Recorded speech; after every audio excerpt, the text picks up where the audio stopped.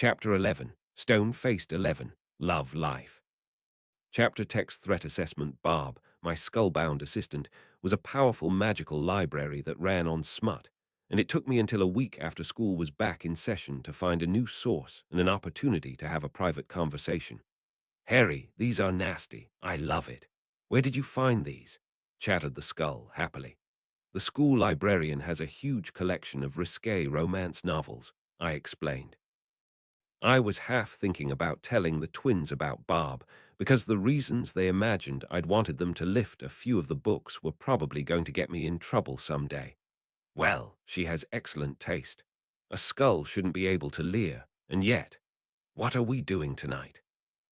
With a bunch of effort drawing runes and circles in chalk, I put some silencing and locking charms on the spare classroom I'd set up in, and hoped any school officials would buy that I didn't want my enchanting interrupted rather than that I didn't want anyone to see me talking to an arguably dark artifact, working on a transfiguration focus, and talking about magic-resistant creatures. Transfiguration foci are hard, Barb admitted. It's one of the advantages of a wand. Each transfiguration is so different, it's hard to put in a generic matrix. What do you want to transfigure? Ran into some lucrata last week and needed iron spikes to fight them. Wouldn't have been able to do it fast enough without help from one of the other students. Lucrata, hate those guys. Won't shut up. I see why you want to talk about creatures. I mean, if all you wanted was something to turn out spikes, that might be doable. But it would probably be pretty limited about what you could start with. Why don't you just carry some spikes? I frowned at how limited a focus was going to be for this. I'd really hoped for something small that would get me a bunch of different offensive materials. Iron for Fae, salt for spirits, maybe some lead shot for other things. I don't think I should just stuff my pockets full of that kind of thing while wandering around a school. "Utility belt," exclaimed the skull. "You read Batman?" I asked, surprised based on his normal reading material. "Poison Ivy and Catwoman," he said, as if that explained everything, and maybe it did. Anyway, I don't think I could carry a reasonable amount on a bunch of pouches without it being really obvious and heavy. And too many extension charms that close together shouldn't be arithmetically possible. "Maybe for normal wizard math," he scoffed. "You just have to make sure you stagger the extra-dimensional direction, each 1 point so they don't overlap, and anchor it all in a very stable material with some failsafes." He looked at my pile of enchanting supplies, including the hides Hagrid had given me for Christmas. "Is that the Stral hide over there? That will be perfect." While it wasn't remotely what I'd come in expecting to do for my next project, Bob was the expert, and I couldn't fault his logic. So I spent a while copying out the rune and matrix logic I'd need to enchant a Stralskin belt to hold way more than it ought to. It was much more elegant than what I'd done on my own with my charmed bag. Finally approving my draft of the project, Bob asked, "So you fought Lucrata at Hogwarts? Not supposed to be many of those outside of India." "That's what Hagrid and Kettleburn thought," I admitted. "We had a troll get let into the castle a few months ago, and someone gave it a student's sweater to try to go after her. I don't know if the same person got some Lucrata. It went after one of her friends. Can't convince a Lucrata to do anything but be a jerk," Bob disagreed. "Try to ask, compel, or trick one into doing what you want, and it will do the opposite just to spite you. They will go after kids and dogs without prompting, though. Think they're delicious." I guess someone still could have let them onto the grounds, knowing Ron was going to be the smallest kid around over the break and liked to play outside. I sounded dubious. "But you thought to use iron to attack it for a reason," Bob finished. "The professors did think they looked different than ones you normally see, even in India," I sighed, admitting to my hunch. "Damn it, Bob, it was as big as a moose. Nothing that big is supposed to be able to get out of the Never Never." "Vale isn't what it used to be," he mused. "Wizards have been using it as a highway for centuries, and too much space warping doesn't help it either. Says the guy who just taught me to cram a dozen extension charms into one belt," I snarked. "With the Never Never footprint this castle has, a utility belt is barely going to register," he disagreed. "Still, it is weird that multiple big things got out. I wonder if anyone's messing with the Wraths." "What?" I gulped. "You apparate from one of the old ferry mounds. You can go further, easier. But it's kind of like a slingshot. You stretch the veil so much to launch yourself that it can temporarily warp enough that opportunistic beasts can get through. That bitch, I said, angry and guilty. It's my fault. My godmother told me how to do that. Even gave me a map of where to find all the raths in Britain. I used the one at Hogsmeade to get down to London to pick you up. Ha! Well, yeah, that would do it. I thought the largely amoral skull was going to leave it at that, but he added, I wouldn't beat yourself up, though. She can probably do the same thing whenever she wants, so it's not like she tricked you into doing something she couldn't. Maybe, I sulked, worried I'd unleashed fairy predators on the school and wondering if Bellatrix had intended for me to do that. I also needed to figure out how to warn Percy, Penny, and Oliver not to take advantage of the wraths without admitting that I was inadvertently responsible for putting Percy and his brothers in danger. Anyway, once you have pockets full of kryptonite, is that all you needed to know about magic-resistant creatures? Was that another Batman reference? I boggled. Well, that. And some of the workers at the post office were playing the new Spin Doctors album, and I was bored stuck in my box. I know all the lyrics. Want to hear? No thanks, I told him, not totally sure what he was even talking about, but sure his singing voice wasn't a talent. And actually, I had another question about magic resistance that we've been banging our heads against. What do you know about the vulnerabilities of Dementors and other wraiths? Your premise is faulty, he explained. Dementors aren't wraiths. They're corporeal and soulless. Admittedly, they're basically undead letherfolds with a bunch of other dark magic worked into them, but they're not wraiths. Those are always incorporeal, and all they are is souls. So it's just a ghost. Not really. Ghosts are more like a shadow of a soul left in the world by your magic. The soul moves on, but if you had unfinished business, your magic basically sears an imprint of you into the world. Ghosts can't really change, make long-term plans, or get over what they were like when they died. And they can't possess a body. I blanched, thinking about the thing that Justin had summoned. Possess a body. It takes a lot of dark magic and sheer bloody-mindedness to become a wraith, Harry. The mechanisms for making sure mortal souls leave the world when you die are core components of reality. You're wearing your mom's necklace. Think about how one of the most powerful legendary artifacts just lets you talk to the departed and explicitly can't bring the dead back to life. People that become wraiths aren't just looking to float around for eternity, they're usually trying to claw their way back into the world. The ones that don't want to steal a new body are scarier than the ones that do. Tolkien knew what he was talking about. There have been things like the Nazgul throughout history, and they were terrible. Is there a way to fight them? Well, actually, remember how I said that Dementors weren't wraiths? Let's talk about how the Patronus charm works. Soul magic, I said, dropping an ancient tome on the library table in front of Percy and Penny. It had taken me a few days after Bob had put me on the right track to find a useful reference in the school library. I wasn't about to tell them about the original provider of my information, so I needed a more acceptable source of the details. Summoning Angels, Percy read from the title page of the book, bound in long yellowed ivory leather. Did you find this in the historical fiction section, Harry? Yeah, Penny added, flipping through the ancient vellum pages of the large book. I've never heard of a witch or wizard who believed in angels and didn't get it from Muggle religion. Two good reasons for that, I allowed, because I'd had the same questions for Barb. Whether or not anything about it was true, the wizarding world soured on mainstream religions really hard during the witch hunts. And the angels had stopped showing up long before that because the Godic wizards kept trying to bind them like demons. I gave it a beat. Yes, there are also demons. Nogtils, Grindylows, and some other magic beasts are descended from earthbound ones. They flipped through the book for a few more minutes, studying for owls temporarily forgotten. It was beautifully illustrated, even if the handwritten Middle English text was difficult to parse. Finally, Percy admitted, this does look authoritative. I need to do more research. So what is this about soul magic? I wondered if I should have prepared visual aids, or at least had some paper to draw on, as I started to explain. According to this book, if an angel wanted to grant favor to a wizard, it could provide an ability to form magic directly from that wizard's soul.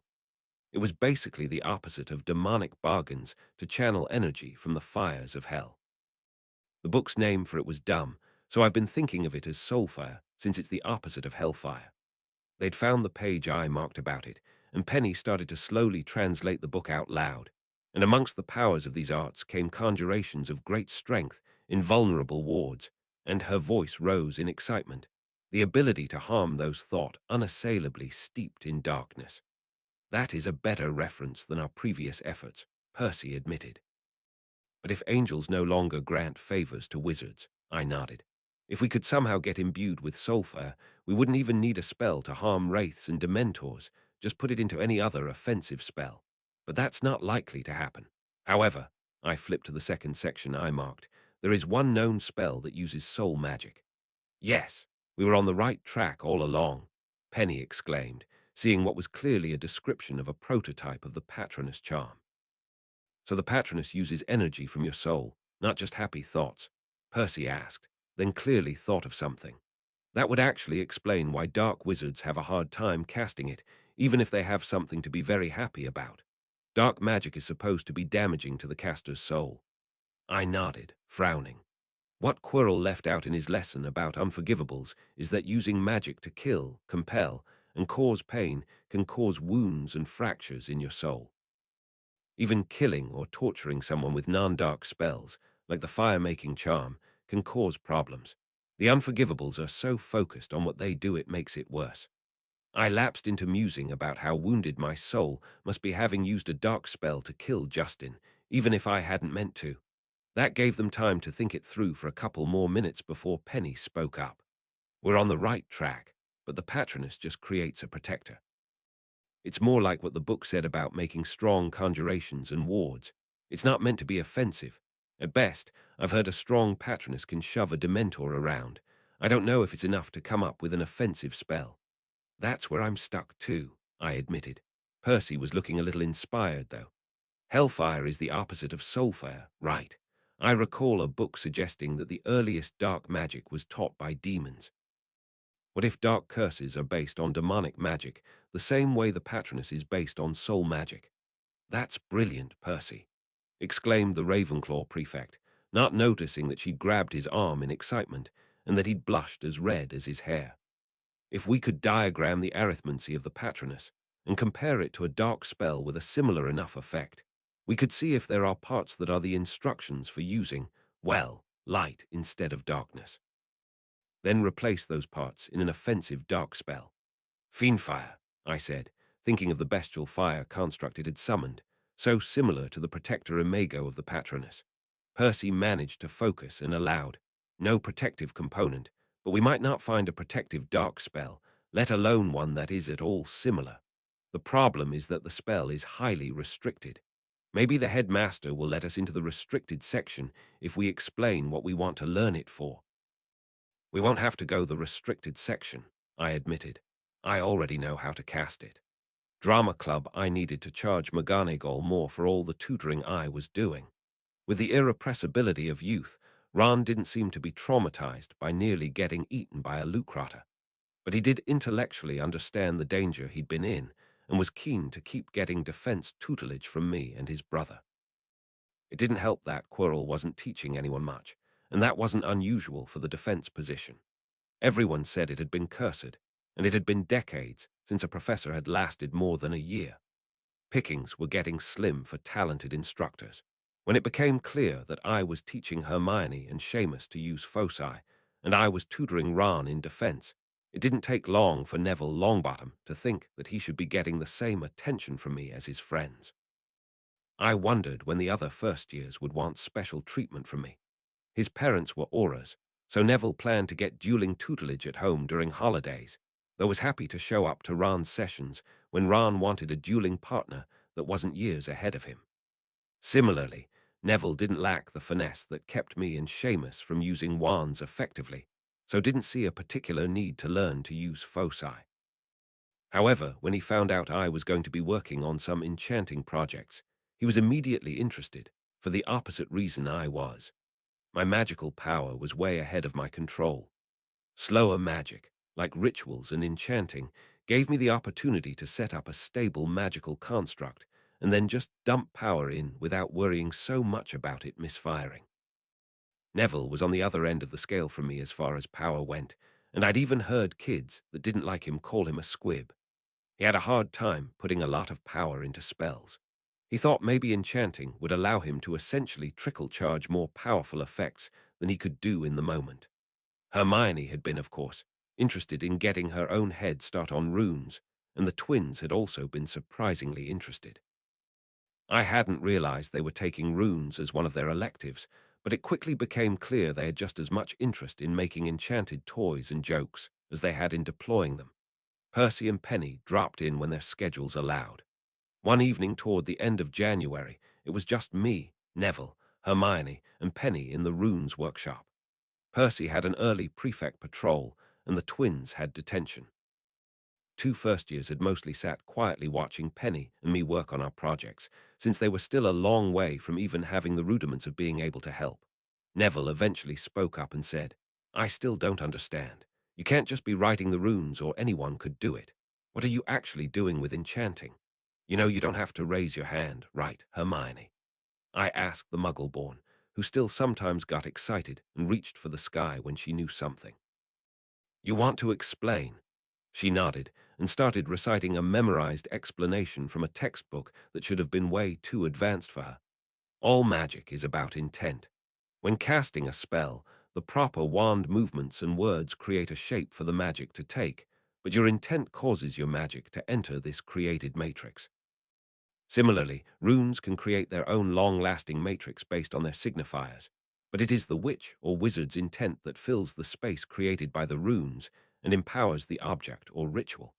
So, putting down runes is basically instead of waving your wand and saying the words. Neville summarized. I glanced at the blonde Ravenclaw, knowing this was the same topic that had us arguing in our first runes class, but explained, basically. But the devil's in the details. Penny looked ready to jump in, so I let her continue the explanation, and she said, "There's a lot of arithmetic significance in wand movements and words. If you write down a spell's wand motions and how to pronounce the words, you don't even really have to tell someone what it's supposed to do. If I had you learn this wand movement and then told you to say Wingardium Leviosa while you were doing it, and you'd never even heard of the levitation charm, it would probably still levitate what you're pointing at. Unless you're Seamus," Neville said, and Hermione grinned. Penny looked confused, so I explained. Seamus Finnegan tends to cause things to catch fire and explode whenever he tries something new. It's why I'm teaching him to use foci instead of a wand. But that's because he's getting the gestures and words slightly wrong. Somehow that usually accidentally creates an unstable matrix that can blow up. The prefect shook her head at the bad luck of Gryffindors, but went on. Runes aren't exactly like casting a spell. I could write runes on an object that I was enchanting, and then someone could create a duplicate of the object, or just use really good penmanship to copy what I did onto their own object. But mine would work when I put power into it, and the copies wouldn't, because the runes don't actually do anything on their own. This is Eyewise, she said, sketching the rune. It's used to mean defense, and you'll see it on most protective enchantments. That's on Harry's shield bracelet, Hermione said, recognizing it. I nodded and shook the bracelet out of my sleeve to show her and Neville that the rune did, in fact, show up on a lot of the charms hanging from the jewelry. Right, Penny continued, but it's not the only rune on there, and it's not just put on there arbitrarily. You have to understand the spell you're trying to create, ideally on an arithmetic level, then place the runes to match that in a way that resonates with you. With a nod to what I'd explained earlier in the year, she finished. The runes are really just a visual aid for you, to make it easier for your mind and magic to press the energy of the spell into the object. Hermione seemed to get it, but Neville still looked like he wasn't quite there, so I just said, if you could hold the whole spell in your head all at once, you wouldn't need the runes. They're just there to make it easier to imagine the spell and will it into the object. He finally seemed to get it, and proposed. So if I made a good copy of your shield bracelet, it wouldn't be magic, but it would be easy for you to enchant it the same way you did the first time. I nodded and said, that's how they make so many magical toys and candies and such. You get it working once, and then have the same wizard do the same enchantment over and over. Penny added, you do it enough, especially for simple things like chocolate frogs, and you don't need the runes anymore. Pay attention for when runes show up on your frogs, because that probably means someone new started at the company and doesn't have the spell memorized yet. How long does it take to learn to do this? He asked, suddenly struck by the enormity of it. You do really basic stuff at the end of your first year of runes, and more the longer you're in it. Harry's ahead of the rest of us because he had to know it to make his own foci, but I can at least mostly follow what he's doing. Both of the first years nodded, not really getting it, but deciding that it didn't seem impossible that they would by the time they were our age.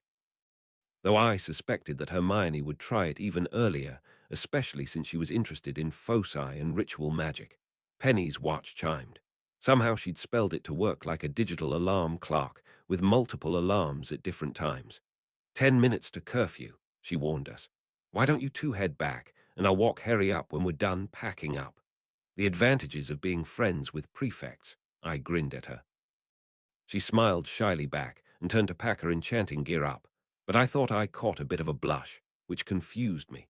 It did, in fact, take me past curfew to get to a safe stopping point where none of my enchantments were in a state they'd fall apart from being unfinished, and then put my gear up. As we closed down the lab room and headed toward the towers, there was a minute of strangely tense silence before Penny mentioned, Hogsmeade weekend coming up. Thrown by her blush earlier, but still mostly oblivious, I said, Yeah, I'll have to figure out a way to entertain myself while you and Percy are off. I wonder if Oliver wants to hang out or if he's asked someone. I trailed off as I realized she'd stopped walking. Behind me, she had a weird, unhappy look on her face, and I blundered on, Has Percy not actually asked you yet? Percy is going to ask me. Dumb 16-year-old that I was, I missed the emphasis and just got offended at my roommate for dragging his heels on asking the girl he was in love with out for Valentine's Day. I just said, he said he was going to, days ago, actually. I was too dense to follow the lightning-fast series of emotions that flitted across the blonde Ravenclaw's face, but after a couple of seconds she said, Oh, okay. Just remembered that I have to get straight to the tower. Can you get back to Gryffindor safely? I think so. Good night, Penny. Good night, Harry, she coughed out, before scurrying away from me toward Ravenclaw Tower. I watched her leave with a frown, confused in the way that only oblivious teen boys can be about what had just happened, and then headed toward my own tower. Friday I'm in Love, February 14th, was on a Friday, with the Hogsmeade weekend to follow. Friday was usually a free day for me and Percy, with the Gryffindor first and third years busy all day, and Penny busy most of the day, so we'd started using it for owl prep. Well, I studied for owls all day, and Percy actually spent a bunch of time on his homework while shooting me dirty looks for ignoring my own.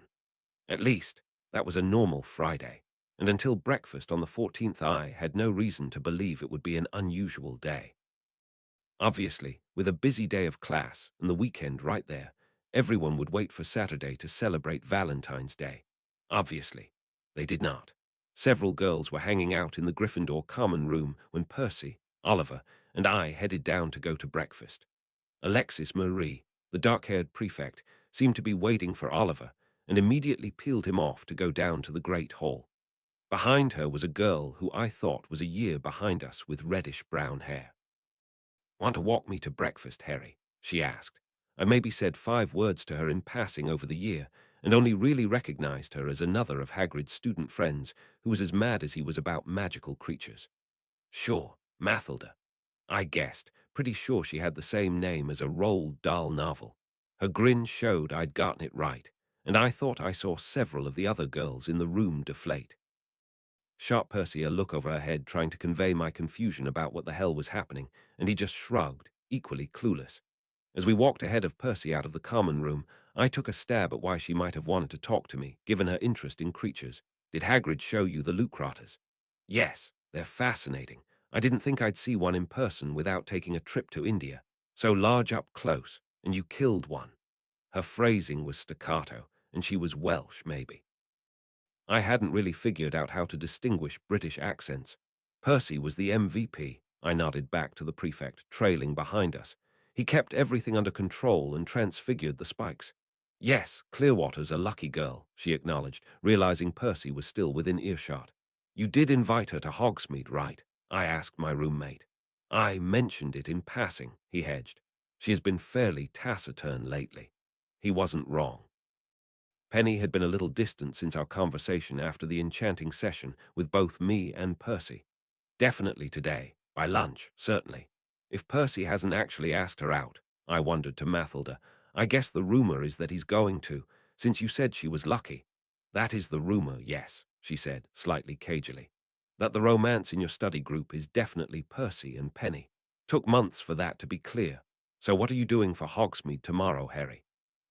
Guess Oliver is going with Alexis, I mused. Without the study group to hang out with, I didn't have a lot of reason to hang out around a town that basically became a glorified shopping mall for the students. My finances were still extremely limited. I'll probably see if Dervish and Banges has any deals. Maybe check Pippin's for potions ingredients. I was clearly waiting for someone to provide me with an engraved invitation. Those invitations would be forthcoming. We made it down to breakfast with Mathilda getting strangely frustrated at my attempts to make casual conversation. I usually didn't get mail, the lunch invitation from Malfoy at the previous Hogsmeade being the main exception.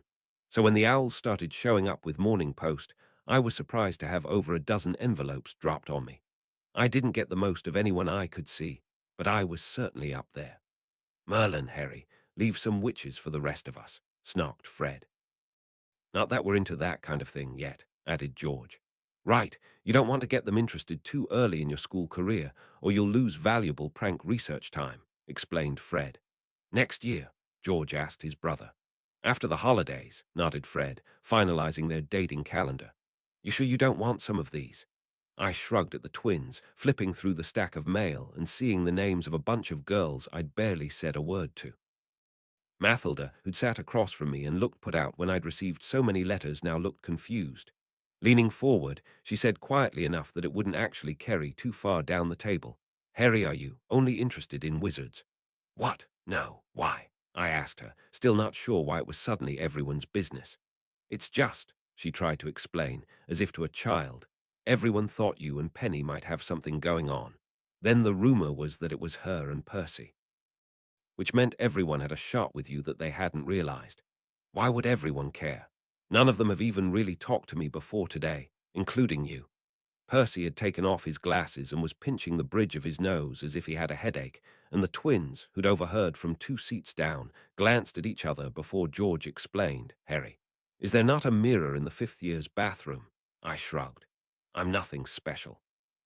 Obviously, neither of us can speculate on whether you fit the handsome part of tall, dark, and handsome, but you've definitely got the other two going for you, and witches are supposed to be into that, elaborated Fred. You fought a troll and that moose monster, added George. You have a mysterious and tragic past, noted Fred. You've got an American accent, tagged in George. And you certainly have the biggest staff in the whole school, finished Fred, snickering. While my self-esteem had never been particularly low, I'd also never needed to worry about dating. Elaine and I were the only ones of the same age we knew and could talk to about magic, and we'd gotten together, basically, the moment we both realized our hormones had kicked into gear. I'd honestly never considered whether I might have an easy or a hard time getting a date. Plus, at the time, I was damaged goods. I'm honestly not interested in dating right now, I shrugged. Today would be a good time to decide to, if you were, said Percy, somewhat hypocritically, given his delay on talking to Penny. I wondered if part of it was trying to get me paired off if, as Mathilda said, he was worried that Penny was interested in me. And of course, that was the moment I realized what she'd been asking the other night, and why she hadn't been talking to me.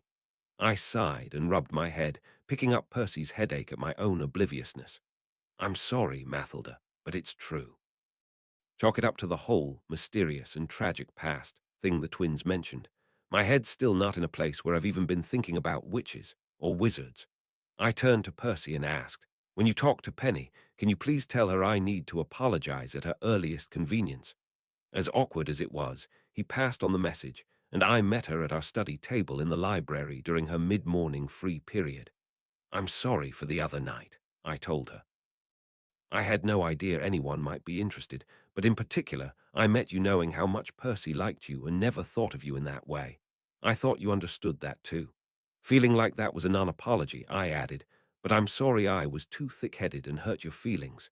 So you've never been interested, she asked, still looking a little hurt, though better after the apology. Please don't spread this around because it's pretty private, I began, figuring I had to tell her most of it. My girlfriend, who I thought was the love of my life, betrayed me, set me up to be a victim of a dark magic ritual, and then probably died when I escaped and the ritual went bad. That was only 6 months ago, and I don't have any closure. I seriously haven't thought about anyone romantically since then. But if, when you did, while I seriously hadn't thought about it, the blonde Ravenclaw looked and acted enough like Elaine that, if we dated, I'd be admitting I had a type. For my own sanity, I probably needed to date someone different enough to avoid the risk of flashes of the boggart Elaine. Maybe an outgoing, highly practical, dark-haired and complexioned girl would do the trick. Rather than point that out, I asked, "Are you just not interested in Percy? Because he really likes you." "No, Percy's okay. It's just he's not." While I knew she was about to say you, I cut her off and tried, on a corrupt aura's hit list. Hung up on his ex, planning to disappear to America and the Muggle world after graduation, profoundly damaged. "You're not as damaged as you think you are, Harry," she said with a sad smile. "You should let yourself be happy, but thanks for the apology and letting me down easy." I nodded. In my mind, I hoped she was right. But in my heart, I knew that if she knew all my secrets, she'd take it back and wonder why she'd ever been interested. Chapter 12. Stone Face 12. Fantastic Creatures. Chapter text lights in the darkness. Things settled back into a rhythm as spring approached. Gryffindor won the Quidditch match against Hufflepuff, putting Oliver in a better mood. Our study group expanded to include most of the fifth-year Gryffindors and Ravenclaws when we worked on defense, since Quirrell's performance in the subject had degraded even further over the winter, and he seemed tired all the time. I did pretty well in class, and Percy and Penny were talented as well, so especially with the impromptu sessions I'd been giving the Weasleys and friends, there was a lot of interest in our help. McGonagall hadn't been moved by my mention that maybe I should get some extra tutoring fees for the defense group and the enchanting training, but apparently someone in Gryffindor had overheard. While the Weasleys didn't have extra money for the lessons, the Longbottoms and Grangers were significantly better off, and Neville and Hermione started quietly slipping me a few galleons and pounds, respectively, here and there. It was appreciated, since enchanting wasn't a cheap hobby, even with school resources and my Christmas gifts, and it wasn't long before I had reason to appreciate all the work I'd been putting into it. One night in March, it was just our smaller study group of me, Percy, Penny, and Oliver. We'd gone over some transfiguration and charms, then made a sideline toward whether anyone had gotten any closer on the arithmetic comparison of the Patronus to FiendFyre. We had some ideas, but nothing that was elegant enough that we felt like we could successfully lift it out and apply it to another curse. We'd at least consistently been getting closer to casting a Patronus, and had all managed the white mist that was supposed to be the first step in a corporeal manifestation. I've been fortunate to discover that my mother's amulet seemed designed as a focus for multiple forms of light magic, and I could use it for the Patronus. Without it, I'd have been having an even harder time doing it with no focus at all. "Almost curfew," Oliver mentioned, clearly not keeping up with the mathematical discussion. "Going to head back to the tower. Don't wait up on us," grinned Penny. "We'll patrol our way back in a bit." Oliver and I gave the two prefects a smirk. After her initial hesitancy to get into a relationship with Percy, Penny had apparently found something she liked. The two had been finding plenty of opportunities to make out, or snog, as the locals like to call it. "Pince usually starts kicking people out from the east side, so you'll have more time on the west," I mentioned. They both grinned and grabbed their stuff to head that way as I left the library with the Quidditch captain. "Glad to see Percy loosen up," Oliver mentioned as we walked. "He's at least 3 times easier to deal with since you got here." I shrugged. Hogwarts students just seem to need an outside perspective and a kick in the ass. "Yourself accepted, o' course," he smirked. "I know what my problems are," I sighed. "Doesn't make them any easier to solve. Just seems weird that there's so many witches interested in helping you solve them, and you're not interested." He caught my look of annoyance and added, "But I should definitely stay on own goals and not tell you how to defend you."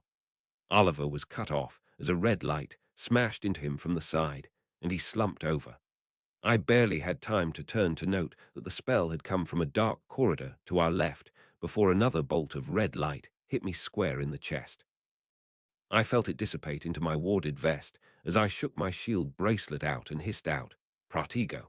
After a moment of peering through my shield into the darkness waiting for the next attack, I heard booted feet slapping against the stone and running off.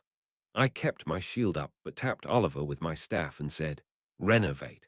Shaking his head and realizing he'd slumped to the floor, he asked, What in Merlin's name just happened?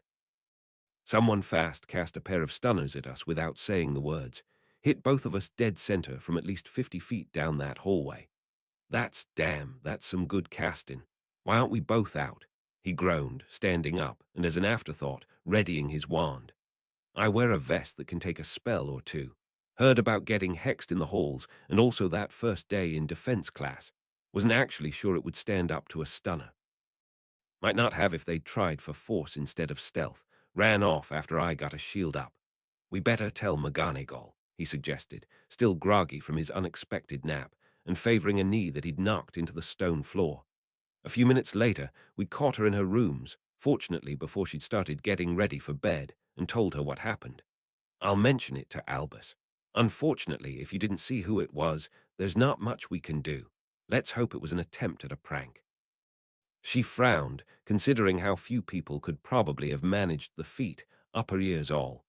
Be careful to travel in larger groups this close to curfew. It may be the Quidditch rivalry flaring up.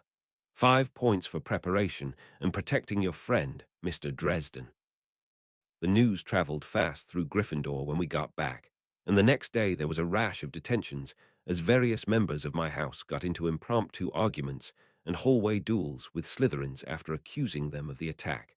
It got bad enough that Dumbledore stood up at dinner and asked everyone to knock it off. The investigation is ongoing. Students are not to hex one another in the hallways, even if you feel your house was hexed first. After my time in the orphanage, I never felt completely safe sleeping in a room with other boys at Hogwarts, so was a light sleeper at the best of times. Thus, I probably would have woken anyway that night when someone tore open the curtains on my bed not long after midnight. But the caterwauling charm I'd placed on the curtains guaranteed it. Unfortunately, it didn't save me from the stupefy that the shadowy figure cast in at me, and I didn't wear my vest to bed. But the alarm wasn't just for me. I came to with Percy standing by my bed in his pajamas, wand out from having just revived me. Oliver was standing over a boy's body, bound tightly in conjured ropes. Our other 2 roommates, Lennox and Horton, were groggily covering the room. It was Meekin, Percy said, gesturing to the boy on the floor. In the dim candles that had been hastily lit in the room, and with Percy's naming him, I recognized him as a Gryffindor 4th year. Top of his class for our house, everyone expected him to be a prefect next year. He probably would be able to cast a stunner, even though it was a little advanced for him, but something didn't seem right. There's no way it was him last night, I grumbled. Unless he's secretly some kind of prodigy at stunners, Oliver nodded. He nudged the incapacitated boy with his foot. What's going on, Cyril? Have to stun Dresden. Bring him outside. Do it quietly. Wait until they're all asleep. The boy had a glassy look and was babbling as if trying to work out for himself how it had gone wrong. Is he? Asked Percy. Imperiused, I nodded. I think so. I will get McGonagall, the prefect said. Do not do anything to him unless he somehow gets out. He headed out of the room. Our head of house showed up 10 minutes later, this time clearly woken from bed and much less put together than the severe dress she usually affected. Oh my, she said, upon seeing the 4th year and hearing him babble. With a gesture and whisper of Expecto Nuntius, she effortlessly summoned an ethereal silver cat and told it, Albus, I need you immediately in the Gryffindor common room. A student has been imperiused. As the cat raced off, pointing out just how much further we had to go learning the Patronus, she levitated Meekin and had us follow her down to the common room. I'm sorry I didn't take this more seriously yesterday, she apologized to me and Oliver. It appears someone in the school is trying to capture Mr. Dresden. I nodded, upset about it as well. There can't be many people that can silently cast 2 stunners that fast and cast the Imperius. She nodded, and I thought about it a moment more, then added, and why is someone that good at spells just hiding in dark hallways and using fourth years. Hopefully Albus will be able to find out, she said, clipped, and I got the impression that she was both angry and worried, particularly that someone had used an unforgivable on one of her students. A few minutes later, Dumbledore walked into the common room.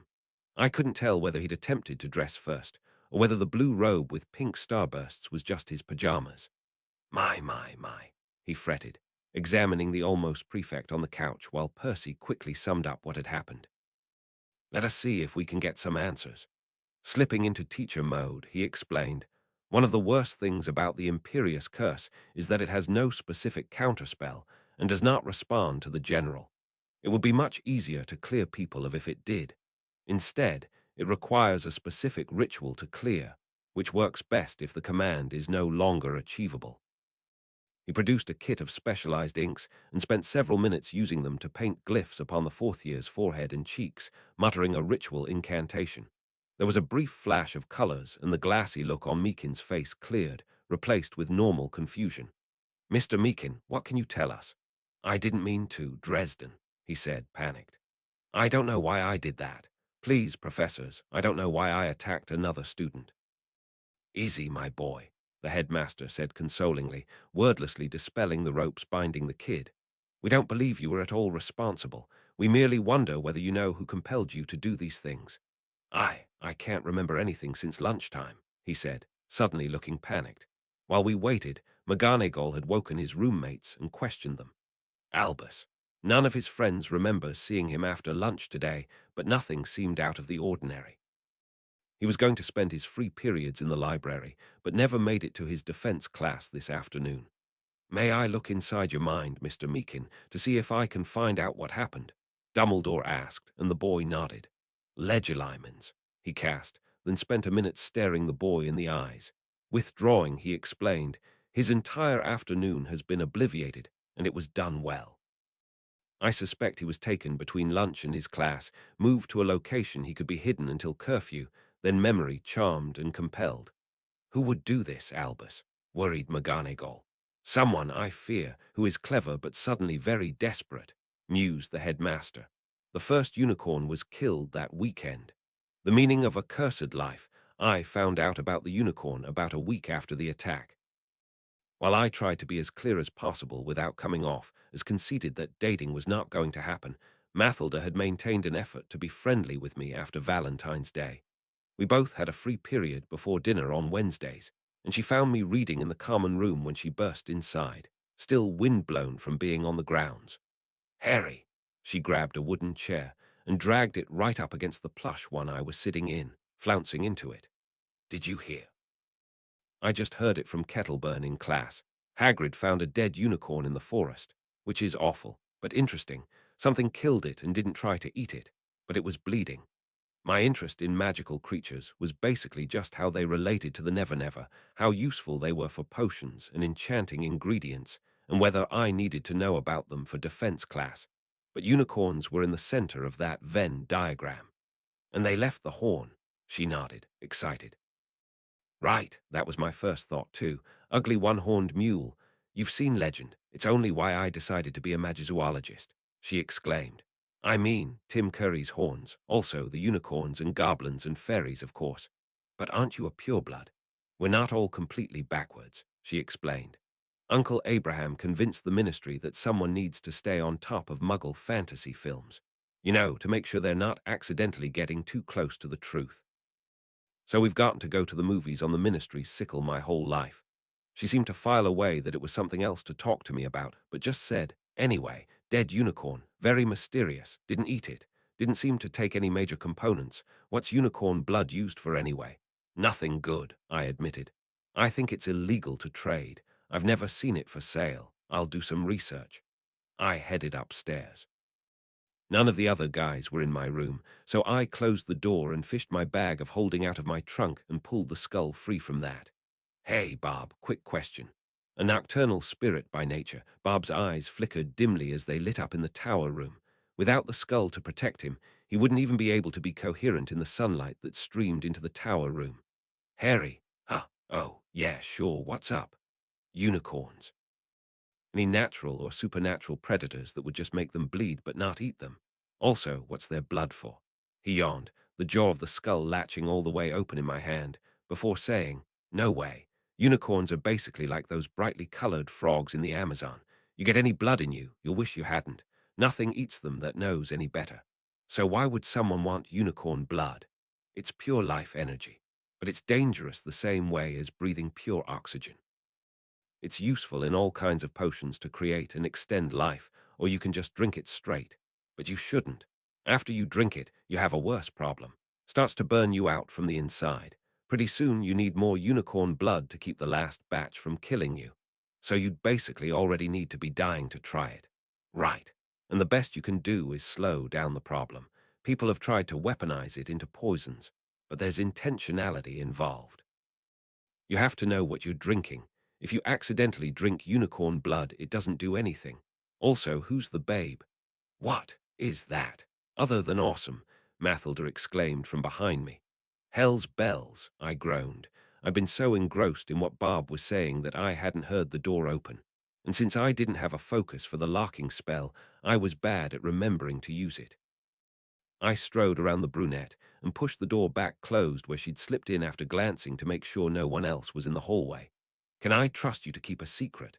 Depends on who you killed to make a talking skull, she said, apparently suddenly realizing that I had a foot of height on her. She was trapped in a room with me, and I'd been warning her about my mysterious past for a month. Strangely, it didn't seem to make her afraid, just slightly more cautious. Nobody. I inherited him. But he's so cool that a ton of people would try to steal him, so he has to stay a secret, I wheedled. I saw Barb's eyes flicker as he preened at being called cool. I'll bet, tutelary skull, isn't that dark magic? I'm not a tutelary skull, Barb said, offended. I just happen to live in this skull, because it's nice and I haven't found anything better. Fair enough, she allowed. You'd be the expert. I tried to make her a deal. If you keep it a secret, I'll let you have supervised access for research questions. I assume you heard about the unicorn blood. He's way faster than looking things up in the library. Sold, she grinned. Barb, Mathilda Grimblehawk, Mathilda Barb. Pleased to meet you, Barb. She sketched an overly dramatic curtsy. What are you anyway, spirit being? Greater Wizarding Academia's lack of knowledge about spirits is adorable, Barb told her. But yes, they'd probably classify me as a spirit being. Watch out, world, they might double their number of known spirits in that category. I've wondered about that, she admitted. Why are there so few known spirit types? Most of us are far happier in the never-never. Barb yawned. Anyway, if you have any more questions about unicorns, I'm going to need Miss Grimblehawk to lose the robe and— No, all answered here. I interrupted, shoving him back in my bag. Sorry, I told her, probably blushing a little.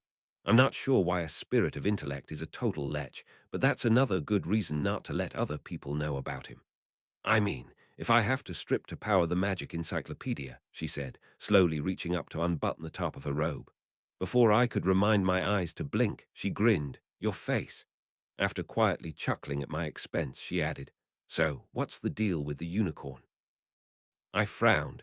Whoever killed it needed to stay alive, no matter the cost, and will probably need to kill another one before long. So it was someone desperate.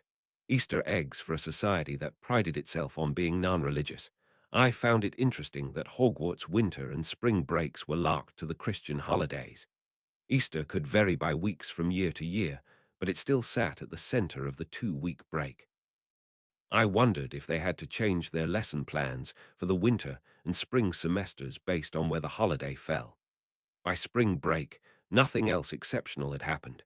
As far as we had heard, no more unicorns had been killed, and nobody had made another attempt to kidnap me. The only change to the status quo had been discovering I had someone to talk to about Muggle media. I was gratified that Mathilda had been persistent in wanting to be my friend, since I genuinely missed having someone around my age to talk to about things outside the magical world. Of course, I hadn't even thought about Hermione either, since she seemed like she only read educational nonfiction.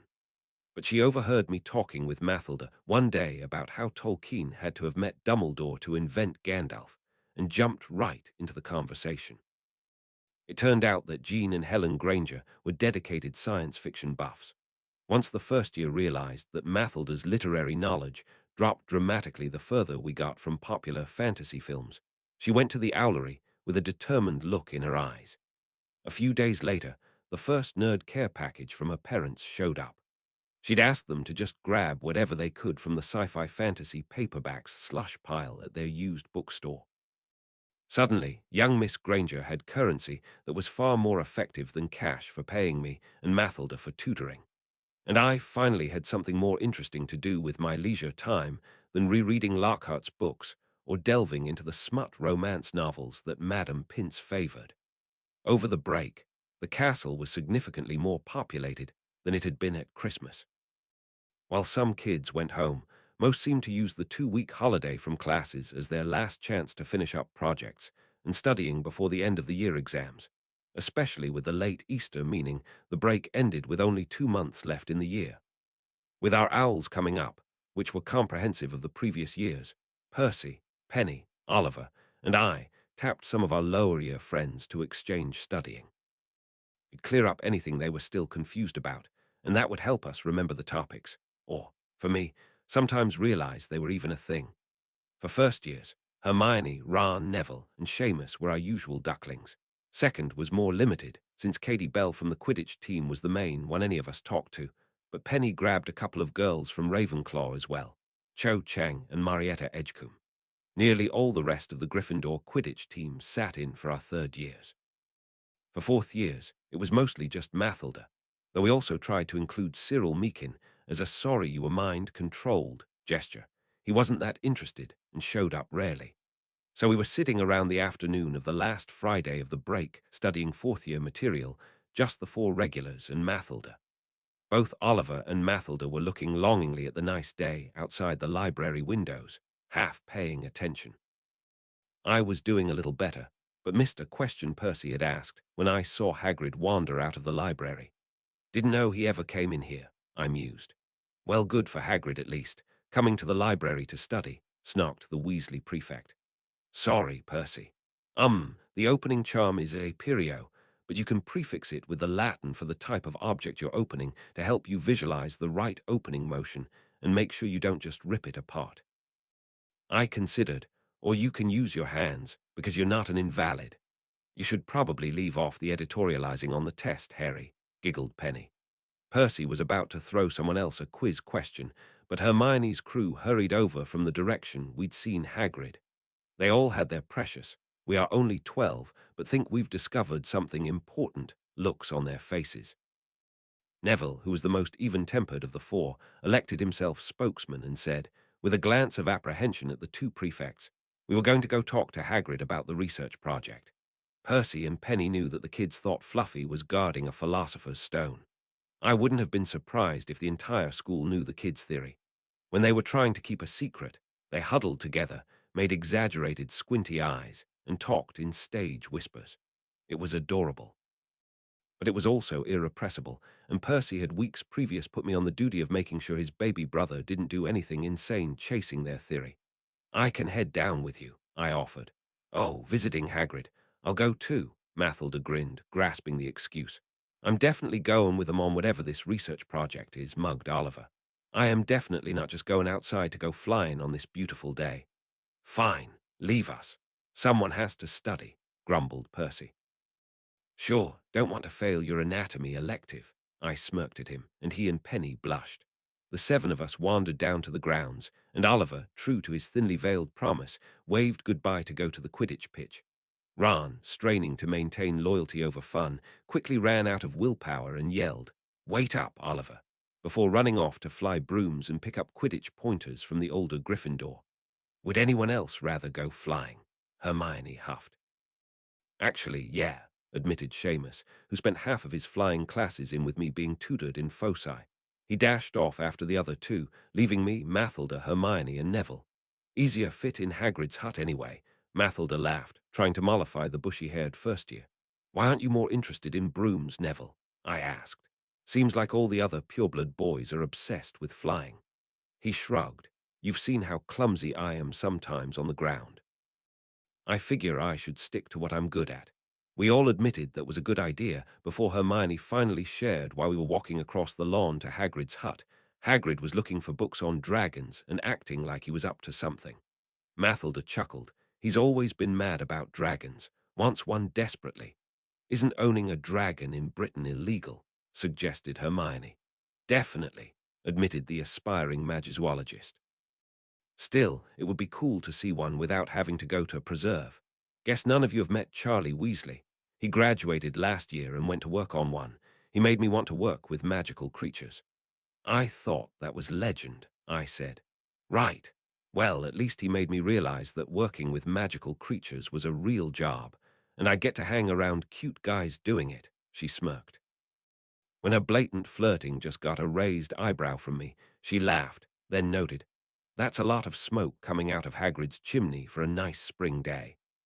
Hagrid's ability to keep a secret was slightly worse than the first year's, and everything about his hut was currently so suspicious that a 5-year-old would think he was overdoing it a little to make it obvious that something was up. His windows were all heavily curtained, and when he opened the door to Neville's knock, a blast of sweltering heat rolled out into the nice spring day. He ushered the 4 of us in, and if the hut weren't so drafty I'd worry he couldn't breathe in there. "So, you wanted to ask me something?" he asked, after his offer of tea and stout sandwiches was waved off. Neville and Hermione looked like they were about to ask something else, but Mathilda had spotted the large, black egg in the roaring fire. "Hagrid, did you get a dragon egg?" "Ah, that's, he fiddled with his beard, trying to come up with a lie. "Is that a ridgeback?" she continued, moving over to appraise the egg. "I didn't think they even nested in Britain. How'd you get one?" Yes. I won it in a game of cards last night from a stranger. Darn rightly know where he got it. Seemed glad to be rid of it, to be honest." "But what are you going to do when it's hatched?" Hermione asked. He pulled out a library book on dragon breeding and regaled us with his plan to keep it hot in the fire until it hatched, then feed it blood and brandy. "Hagrid, you live in a wooden house," she insisted. "Wood's only half the problem," Mathilda added. "It's going to be too big to fit in here within a couple of months." While the girls were upset about the viability of Hagrid's hut, I pulled him back to something else he'd mentioned. "This stranger that gave you the egg, what he look like?" "Dunno," he shrugged. He wouldn't take his cloak off, never saw his face. And of course, Hagrid didn't think that was incredibly suspicious. I asked, "And what did you talk about while you were playing cards?" "Yeah, no," he asked about the sort of creatures I look after, and I mentioned I'd always really wanted a dragon. And then, I can't remember too well, 'cause he kept buying me drinks. Oh, right, he mentioned he had a dragon egg, and we could play cards for it. But he wasn't sure I could handle it, so I told him after Fluffy, a dragon would be easy. Neville gasped. "Hagrid, did he want to know how to get past Fluffy?"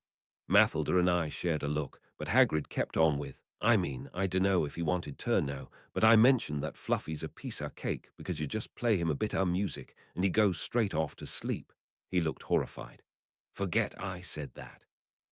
Hermione and Neville looked just as horrified as Hagrid, suddenly realizing that a stranger had essentially bribed Hagrid for the secret of how to get past Fluffy and steal the Philosopher's Stone. They looked at each other like, "What are we going to do?" That was when Mathilda and I lost it, and both started laughing. "What's so funny?" insisted Hermione, actually stomping her foot. "The thief can get past Fluffy whenever he wants. We have to tell Dumbledore." Racked by a further set of giggles at the first year's exasperation, Mathilda choked out, "Tell her, Harry." I got myself back under control, not wanting to laugh in the kids' faces, but they looked so self-righteous. "Guys, like half of Gryffindor has already gotten past Fluffy." Obstacle course 3 childlike faces, one bearded, and on a 12-foot-tall body, looked at us in total confusion at my assertion that we'd already gotten past Hagrid's guardian Cerberus. So I explained. "Oliver Wood and Jason Denbright figured out how to get past Fluffy about 2 weeks after winter break. Jason was one of the 7th years that I wasn't too familiar with, but who was in newt care of magical creatures." "I helped," Mathilda objected. I nodded to her. "Didn't know that." "Okay, Mathilda, Oliver, and Jason figured out how to get past. Oliver's a surprisingly excellent singer. There's an alarm on the trap door, though," Mathilda admitted. "Jason and I didn't get out of the devil's snare before Dumbledore showed up and gave us detention for a week. Oliver managed to sneak out of it because he stayed upstairs to keep Fluffy asleep. Seems like it's a silent alarm to Dumbledore's office, though." I picked up the narrative. A bunch of people started seeing how far they could get over dinner break because they knew he'd be away from the alarm for an hour. The keys were really hard at first, but now it's easy. The right one's so beaten up from everyone going through. Chessboard next, and nobody's been able to get past that before running out of time, I admitted. Percy made everyone swear not to take Ron because he's too little. It had actually been a bit of a challenge from me and his fellow prefects to convince Percy that the runs hadn't been rule-breaking he needed to crack down on, but he eventually relented, even if he hadn't been willing to make an attempt himself. Hilliard, Hobday, and Violetta Abbott claim they got close. She's pretty good at chess, Mathilda added. I didn't know the two seventh years well, but she indeed was one of the only Gryffindors who could win more than the occasional game against Ron. None of you were supposed to do Thar, insisted Hagrid. Those protections are there for a reason. I can't believe Dumbledore protected the stone with obstacles a bunch of students can get past, scoffed Hermione. I'd like to see a devil's snare, whispered Neville. Sorry, Nev, I told him. Everyone agreed not to tell the Lowriers about it until we were sure it was safe. Mathilda explained, the devil's snare actually just freezes when you're caught too tight. The keys are only a nuisance. And Fluffy doesn't seem like he'll actually bite students. Of course not, Hagrid insisted. He's a good boy, well trained. He only bites if he senses dark magic. That's going to settle some bets, she grinned. Anyway, we're still not sure about the chess board or what's past it, though. Everyone figured we'd start taking the lower ears once we figured it out completely. But. Hermione seemed slightly broken before she finally got her brain in gear. This is what's safer than Gringotts. I shrugged. It's all logic and athletics problems. With enough time, motivated first years could probably get through it no problem. But even seventh years don't seem to have that much of an advantage. It slows everyone down pretty equally. It's probably better than a bunch of strong wards against someone who broke into Gringotts. You're just trying to slow them down enough that Dumbledore can get down there and stop them. Plus, Dumbledore said it was out of bounds to everyone who didn't want to die a painful death, grinned Mathilda. He might as well have just told us there was a fun obstacle course for Gryffindors. He actually gave me 5 points for soothing the savage beast on top of my detention. Seemed surprised it had taken that long for someone to get in. I chuckled. The funny part is that there are at least 24 Gryffindors that know how to get past Fluffy, but the thief still went to the trouble of bribing Hagrid with a dragon egg for the secret. Mathilda frowned. Everyone thinks we're meatheads. They probably asked the Ravenclaws and Slytherins and assumed if they didn't know, nobody did. She sighed. I shouldn't feel so bad. The bad guys probably all hopped up on unicorn blood and not thinking straight. You think? I asked her, not having really taken Hermione's quixotic mission to protect the Philosopher's Stone seriously enough to consider that it might be related to my own problem. Easier to assume one bad guy, she shrugged. I realized that the other three hadn't said anything for a minute and were just staring at me and Mathilda in astonishment. We can tell McGonagall if you're worried, I suggested to them. Would we, have to mention Thareg? Asked Hagrid. I mean, Dumbledore has to know that the thief could figure it out since so many people know already, I mused. So we agreed to not bring it up for the time being. It was almost certainly, ultimately, a mistake, but Hermione was probably the most emotionally mature of all 5 of us, so it's not that surprising we erred on the side of not getting our friend in trouble. A dragon's gold, Harry. I can't believe you turned your back on this, chortled Bob. I was staring fiercely at the door to the spare classroom I'd locked and silenced. Ooh, it's cold in here, isn't it? Harry, stars and stones, Bob, seriously, I just don't know how to explain how wrong this is. I hissed at him without turning around. You know you didn't have to do this, I insisted to the witch in the room. You're just mad that you have to steal romance novels to pay the skull, Mathilda laughed. This is way easier than digging through books in the library. I'll get the romance novels for you, I groaned. Listen, Harry, he's a spirit. You're being a gentleman. It's not a big deal. Without looking her in the face, I couldn't really gauge whether she was lying. Okay, it's safe to turn around now. I mean, it would have been safe before. As I turned, Mathilda was buttoning the top of her robe back up, regarding me with a probing look. I still wasn't sure whether she was bluffing. Over the past few weeks, she'd been slowly ramping up the flirting to very aggressive levels. Most of it was probably because I was safe to experiment on. She told me she was interested. I told her I wasn't dating anyone, but I hadn't told her it made me uncomfortable. I just couldn't figure out whether she was messing with me because it was funny, or whether she was genuinely trying to see if there was a limit she needed to hit to get my attention. Rather than talk about it, she fixed her gaze on Barb and said, "You've had your show. Now spill everything you know on the raising and risks of baby dragons, Norwegian ridgebacks specifically." She sighed. "I'm just so mad I missed a dragon hatching because I was stuck in care of magical creatures class. The baby dragon had hatched during second period that morning, while I was in the middle of double potions, and Mathilda had her elective. The quartet of first years had been able to go see, and had regaled Mathilda about it after lunch. She was determined to help out. She'd asked me for a study date with your friend Barb after dinner, and here we were. While Barb explained how to nanny a dragon in extensive detail, while the excitable witch took notes, I thought about the other problem. The first years hadn't been as careful as they should have been talking about their invitation at breakfast, and Draco had overheard and spied on them during the hatching. Apparently, he developed an intense academic rivalry with Hermione over the past few months, got on with Ron like adding water to a grease fire, and was prejudiced against Hagrid. He and Neville seemed to get on okay, interestingly enough, continuing to play the family honor thing more for a running joke than out of any genuine animosity. What he hadn't done was go running to a teacher or prefect to turn them in. Maybe he was planning something longer term, but maybe he was waiting for an offer. As Barb finished his 10-minute monologue, Mathilda started rolling up the notes she'd made into one big scroll and said, "I'm going to run down to Hagrid's. Got to cover all this before curfew. Coming." "No, I need to go talk to a tiny platinum-headed Slytherin," I replied. "Oh, yeah, better you than me. Don't curse him in public," she grinned, not seeming too put out that I wasn't going with her. "If it comes to that, we have bigger problems," I mentioned. "Back in the bag, Barb," I said, sliding him into my bag of holding. Only after that did I take down the charms on the classroom door. Having learned from Mathilda, walking in on Barb, Mathilda rushed out toward one of the castle exits, and I headed down into the dungeons. I found an alcove near the potions classroom and waited. At the end of dinner, I'd passed a hastily scribbled note to Malfoy to meet here just before the first detentions. If he didn't show, I'd be able to flag down the twins on their way to their regular cauldron-cleaning penance with Professor Belby. Their knowledge of where to find people was uncanny and seemed related to the scrap of parchment they often referenced when they thought nobody was paying attention.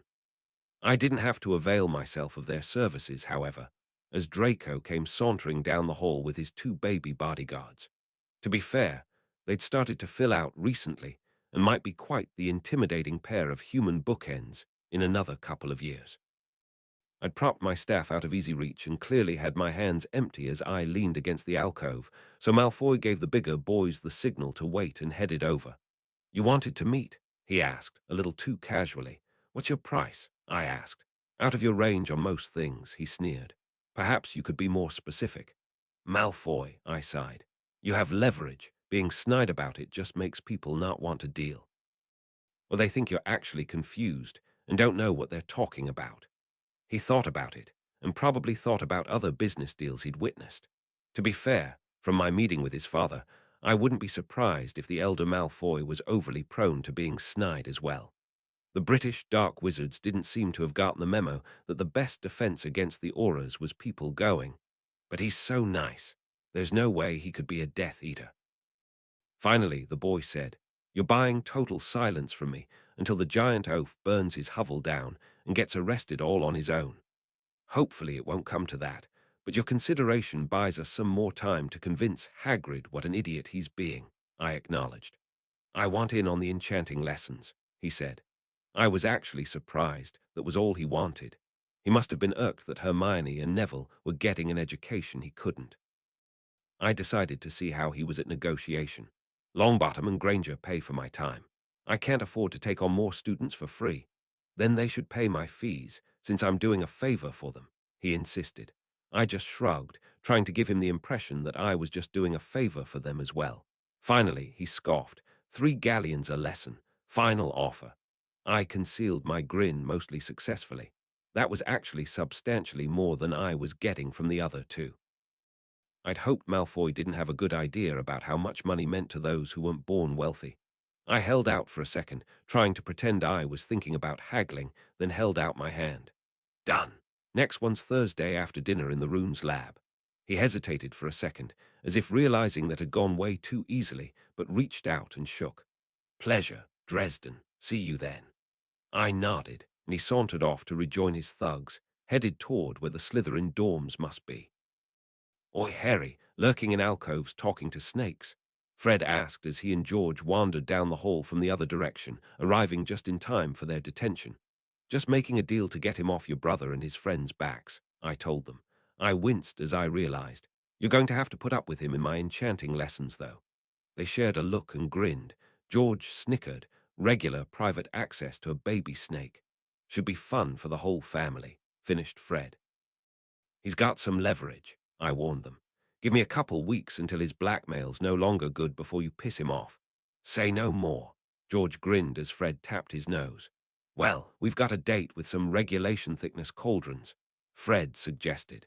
Enjoy the rest of your evening, Harry, George said as they headed into the classroom for their detention. I decided I should probably tell Penny and Percy that I'd just thrown a match in the tinderbox that was our enchanting lessons. Hopefully they'd be less flammable than Hagrid's hut. Chapter 13. Stone Face 13. Stone Theft. Chapter text shall be there when you hit the ground may went by in a bit of a blur. Draco turned out to be surprisingly well behaved in our enchanting sessions, probably due to the lack of one Ron Weasley to set him off. Confronted with Neville and Hermione, his urge was to try to show them up, rather than fight with them. Since they'd had weeks of sessions on him, he had to buckle down, pay attention, and ask a lot of questions. The issue of the dragon, who Hagrid insisted on calling Norbert, was solved before his hut burned down, but only barely. Once he was convinced that he would soon be unable to keep the dragon secret due to its increasing size, he agreed to try to find more suitable accommodations. We just told McGonagall that Hagrid had found a baby dragon in the forest. When she was dubious that such a thing would be in the forest, I just asked her, like the Lucraters. She probably knew something was going on, but Norbert was quietly shipped off to a dragon preserve where Percy's older brother worked with no one getting in trouble. While the twins might have liked to prank Malfoy now that his leverage was gone, the rapidly approaching exams put enough stress on everyone that Percy threatened dire consequences if Fred and George messed up the enchanting sessions. Everyone was already feeling like every spare moment should be using for year-end study, and the hour or two a week spent in the runes lab was harder and harder to justify. So Malfoy got off with only a couple minor pranks. The lower years had their exams early to get them out of the way before the owls and then the newts. Fortunately, Ron, Neville, and Seamus seemed up to the task of managing Hermione's panic attacks about first-year exams, because it was starting to become my full-time job to handle it when Percy and Penny had nearly nightly freakouts. Like me, Oliver was content to underachieve and wasn't very stressed about owls. As long as he did well enough to stay captain of the Quidditch team, he was happy. Instead, he was panicked about Gryffindor's Quidditch match against Ravenclaw, which was scheduled for the Saturday before Owls, just after the lower years finished their own exams. We'd cancelled the enchanting lesson the first Thursday in June, just before Owls. Oliver was furiously drilling the Quidditch team with all available daylight, which was all the way to curfew in Scotland this close to the solstice. After Percy had snapped several times at various lower years who'd finished their exams earlier in the week and wanted to party while he was trying to study in the common room, we'd spent the day hidden away in an empty classroom near the library, just Percy, Penny, and me quizzing each other from test preparation questions. Expecto Patronum, Percy tried again, in a lull between other subjects. A silvery shield appeared in front of his wand. All three of us had gotten to the shield, but no further, missing some crucial mindset to achieve the animal imago that was full success at the spell. We may need to actually face a Dementor in the field to cross the threshold, Penny suggested, not liking how Percy was exhausting himself further trying to get it. I know, it's extra points on the defense owl, but being able to do it at all is still a qualifier. I wasn't thrilled at being stuck either, but as the sun finally started to set, I realized how late it was getting. It's almost curfew, I told them. Do we want to keep pushing and use your prefect privileges to get in late, or hang it up and start again tomorrow? Percy seemed shocked at how late it was. I have to do patrols. Guess that's the answer, I smiled tiredly. Circle back up in the morning. I caught movement out the window and told Percy, maybe start by convincing Oliver to finish practice and escort the team back to the dorms. I think he lost track of time as much as you did. Looking like he really wanted to chew them out, he finally sighed and said, I guess the entire house would hate me if I came down on the team right before the game. It's always best to balance discipline with morale. Penny grinned, giving him a kiss. I'm heading back to my dorm. See you boys tomorrow. Got back to Gryffindor Tower pretty quickly as Percy went outside to convince the Quidditch team to finish up. When I came in, Mathilda was in the common room, looking anxious, and asked me, Did the kids ever find you? No, I said, confused. I realized I'd barely talked to the first years all week. I wasn't even sure how they thought they'd done on their exams. They were freaking out. Dumbledore left for the ministry. They kept going on about the stone not being protected and the obstacle course. I frowned. You don't think they're just trying to finish the course because he's not here? I could see Ron and Seamus trying it, but Hermione and Neville would have talked them out of it. She shook her head. They were worried, not excited. Said they'd tell McGonagall if they couldn't find any of the upper years who know about it. How long ago was this? At least an hour, she frowned. I checked the time and saw that it was about 10 minutes to curfew. A glance out the window, and I could see there was still movement down on the Quidditch pitch, so it would be a while before Percy got back with Oliver and the twins. If we hurry, you can go check with McGonagall, and I'll make sure they didn't go into the obstacle course. It's a plan, Mathilda admitted, shrugging. I dropped my bag of books and study notes in the corner, but made sure I had all my foci. Something told me this wasn't going to just be a mission to round up kids who were overreacting. On the way to the corridor, Filch saw me running and yelled, Nearly curfew, Dresden. Making sure nobody's in the third-floor corridor. I admitted, no time to come up with an excuse. If they were there, they either had a damned good reason or deserved the detention. Bloody Gryffindors, he snarled and followed me, Mrs. Norris bounding ahead. Sure enough, when we got there, the door into Fluffy's room was hanging ajar, and I could hear a boy's voice singing. It's all right, it's all right, it's all right, she moves. In mysterious ways. It's all right, it's all right, it's all right, she moves. In mysterious ways. Is that you too? Filch asked, scratching his head. I recognized that the song had played a couple of times in various businesses when I'd been out of the castle over Christmas, and nodded. I couldn't help but smirk and say, I didn't take you for a Muggle pop music fan, Mr. Filch. Mrs. Norris likes anything with a synthesizer. I like Rod Stewart and Queen, he shrugged. I pushed the door the rest of the way open and saw Seamus in the middle of the room, performing for an audience of one unconscious Cerberus. The trapdoor the giant dog guarded was open, and the Irish boy was clearly trying to keep Fluffy asleep. Spotting us, Seamus quickly rushed out. McGonagall didn't believe us. Someone was here before us. The other three went in to stop him from getting the stone. As the dog snorted and started to wake, he went back to his song. One day you'll look back, and when you see where you were held by this love while you could stand there, you could move on this moment, follow this feeling. As the giant dog calmed back into sleep, and Mrs. Norris looked intensely offended at the huge canine even existing, Filch growled, Albus might let me break out the thumb screws for this lot. Have to save them from dying down there to give them detention, I shrugged. You want to come with? He started. Even though the challenges didn't really require much magic to get past, the old squib had enough mobility issues that he probably wouldn't be an advantage. Guard the room, let McGonagall know what's going on, and relieve Seamus when he runs out of you two songs he knows. I suggested. He nodded and I said, hopefully, I'll be back soon with some first years earning a long detention. With that, I leapt through the trap door. Battle chess, I grabbed my staff with my legs like a broom as I fell, yelling, Arresto momentum. While the devil's snare was probably still at the bottom, I didn't want to risk that the kids had burned it up to get out. As my slowing spell turned the long fall into an easy drift, I wondered just how Dumbledore had set this much of the castle aside for the project. If Fluffy was on the ground floor, it would make sense that I was in a dungeon. But from the third floor, it must have been a construction of walling off existing rooms and opening new passages on the second and first floors. Or was the whole thing in an expanded wizard space? After several more seconds than it would have taken if I'd fallen at full speed, I touched down into the vines of the giant plant that lurked in the darkness beneath the trap door.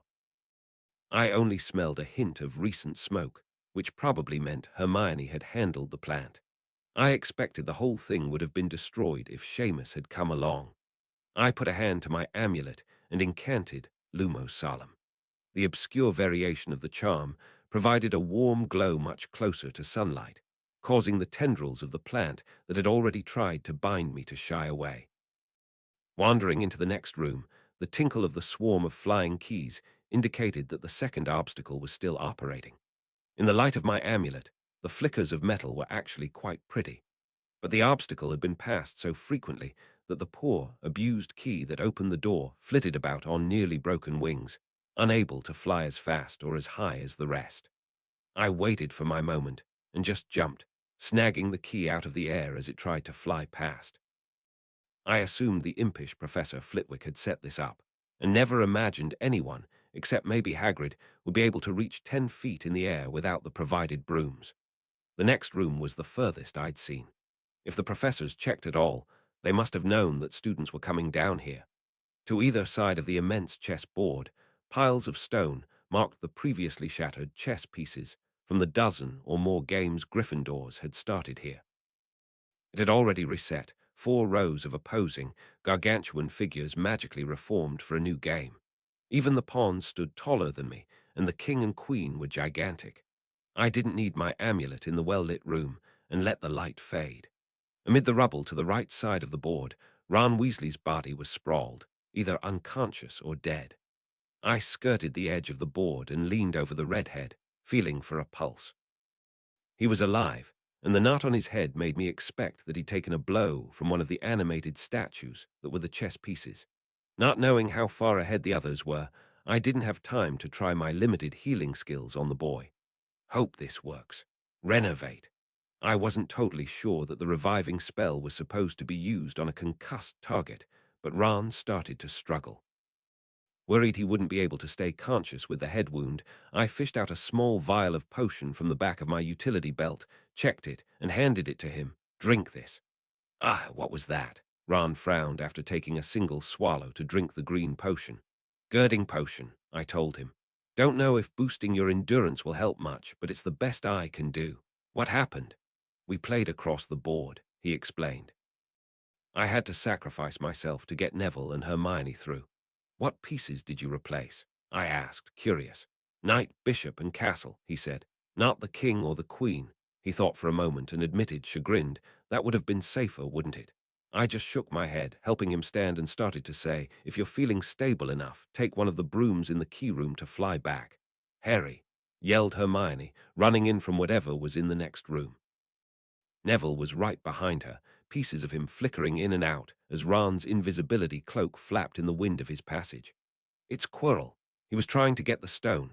He's right behind us, Harry, Neville said as they got closer. As soon as he was close enough to feel confident, he gave an underhand toss, and a small, irregular red stone that glistened like glass in the torchlight flew through the air at me. I managed to catch it and shove it into a pouch in my belt. Better you to protect it than me, he shrugged. I heard running steps coming from the room they just exited and hissed, all of you under the cloak and sneak out of here. They seemed to be complying, and I moved forward along the right-hand side of the board until the white pieces on the far side turned, ready to stop me getting further. They'd hopefully serve as obstacles against the attacking defense professor. Disheveled and winded from the run, a piece of turban unraveling and trailing behind him, the man in question raced out of the far hallway and into the middle of the chessboard before he saw me, my stunner speeding toward his flank. Pratigo, he shouted, just in time, flicking his wand into a shield to intercept my attack. Dresden, he shouted. I should have known. No stutter, PP Professor. I marked, crouching slightly into a dueling stance, my left arm and shield bracelet forward while I held my staff slightly back. I drifted slowly back toward the black pieces so cover would be available, hoping the kids were clearing out. "The time for subterfuge is over," he grinned. "Carloportus," he suddenly shouted, gesturing at the door back into the room with the keys. "If the children are hiding, now they're trapped. And if they're already gone." I tried to ask nonchalantly, hoping they were, but realizing I hadn't heard the door open and close. He shrugged. "Then it's just the three of us." With his free hand, he unwound the turban, trying to keep me covered with his wand as I reached the relative safety of the line of black pawns. "If they gave you the stone, I advise handing it over. You'll like that better than the alternative." "Stone, like this, depulso." I stepped back and swung my staff like a golf club, banishing a collection of chess piece rubble at the defense professor. I was curious whether he knew how to make shields that could stop physical objects, but instead he shrieked and dodged, getting clipped by several pieces of small stone at the edge of my poorly directed attack. "You've made your choice, impudent boy. Master, should I kill him?" "No," ordered a wheezing voice that became clearer as he finished removing the turban from his prematurely bald head. "Until we have the SS stone, he is SS still of use to me." "So be it, Crucio." Quirrell flicked his wand at me, clearly hoping I hadn't been paying attention in class. I dodged behind a pawn, and the unforgivable hit it, cracks appearing in the conjured stone. "Points for Gryffindor for not trying to shield?" I asked, moving further behind the rook as the professor tried to circle and get a better vantage point to me. "I mean, if you're going to kill me, might as well have my house remember me fondly for winning them some points before I go." I wondered whether Mathilda had actually managed to get help from the assistant headmistress. "He's SS stalling," complained the high-pitched voice from the back of Quirrell's head. "End this quickly." "I'm trying, Master," Quirrell argued with the voice. I couldn't see it clearly since I was trying to keep the professor from having a clear line of fire to me, but it seemed like a grey tumor on his head was doing the talking. "You have wizard cancer there, Professor." I snarked. "Madame Pomfrey could probably treat that." I made a guess, "unless you've been trying to treat it yourself with unicorn blood." "How dare you call the Dark Lord a cancer?" he insisted. "When he comes back into his power, I will be his favored servant." "Not that fool Dumorn, nor any of the others." A pugno. He hit the base of the rook with the object attracting jinx, and I was clipped by several stones hurtling at the chess piece before I leapt out of the way. Fortunately, I thought to shield as I leapt, because several fast curses came at me as I danced between pieces, moving behind the bishop as he shifted his own position on the board. It seemed, at least, like he couldn't manage an unforgivable every volley. I wondered how energy efficient those were, and how hard it would be to exhaust the professor who'd been sick for months with what I guessed was possession. It finally clicked for me, and I shouted over the sound of clattering stones. At least Justin was smart enough to try to get someone else possessed. "An asshole, but smarter than you." "You think this was my first plan?" Quirrell railed, started to get annoyed with me. "Good. Angry enemies were sloppy enemies. That's the entire reason I ran my mouth so much, and you can't prove otherwise. You were meant to be the vessel, Dresden. I would have had unlimited time to acquire the stone while we determined if Dumorn's ritual would even still require it. But you rejected the gift of the Master's presence." He caught sight of me and yelled, "Crucio," again, missing as I ducked back behind the bishop. I caught motion to my left as that side's rook walked off the board. Trying to cover for whatever the kids were doing, I kept running my mouth. "I don't know, man. Seems like both of you could have had a better time by just letting Dark Lord Wizard Cancer rot in whatever hole he was hiding in. Maybe stop blaming me because you're a dumbass."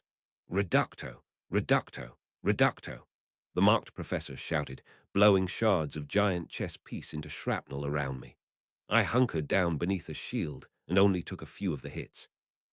I was getting a little bruised and scratched, but was still feeling all right. Where the hell was my backup? A white pawn on the far side moved forward, its walking hidden by the sounds of smashing rock. "Pawn to A5. I heard Ron shout from the seemingly empty corner square. The black pawn immediately in front of Quirrell stomped forward, forcing him to dodge out of the way, and I nearly landed a stunner on the hastily shielding professor as the white side's queen started moving. "Knight to A6. The invisible chess prodigy shouted, moving the pieces to inconvenience Quirrell as the entire side started to move so the knight, pieces blasted out of it, could walk over behind the pawn. Ignore the distractions. The professor's passenger hissed. The children must be in the other corner. A voice that was probably Hermione made a small eep. A little soul magic trying to distract from the kids. I yelled after Quirrell. This isn't the first time you've gone after those kids, is it? Why send the troll after Hermione? Stupefy. I leaned around the bishop and fired a stunner. Pratigo. I heard there was a mudblood crying alone in a bathroom. If she'd died, it would have given me much more time in here. Reducto. The professor was ambling toward the left side of the board, keeping an eye on the white queen that had moved out in response to a black pawn Ron had tried to put in his way from the middle of the board. I lost that jumper in your class, shrieked Hermione, still invisible in the corner. Incendio. Her shout was followed up by a pair of knockback jinxes from Ron and Neville. Dodge, fool, expelliarmus, hissed the cursed wizard living on the back of Quirrell's head. He must have seen the wands poke out of the cloak, and they went flying. Fortunately, the professor diving to avoid the barrage of spells meant he couldn't snag the foci from the air. Akia wands. I yelled, summoning the sticks to my hand from where I could see them flying above the chessboard. While Quirrell was off balance, I moved left between pieces, trying to get a better view, and he smashed a few more pieces with object-shattering curses without getting close. While he was focused on me, Ron took another moment for a chess move. Bishop to A3. The piece launched itself diagonally all the way across the board, and through the square Quirrell had been stopped short at by the previous pawn. I tire of this, hissed Voldemort as the professor once again stumbled out of the way. ISS shall end it. No, master, you are not strong enough, Quirrell whined, still trying to keep me covered with his wand and an eye on the chess pieces. I have SS strength enough for this. Finite incantatum. With that shouted spell, a burst of magic emerged from the conjoined wizard, and as it washed over the chess pieces, they began to slowly collapse into rubble. Fortunately, my own enchanting seemed to be sturdier than the transfigured pieces, so my utility belt didn't disgorge its contents. I was about to be without cover.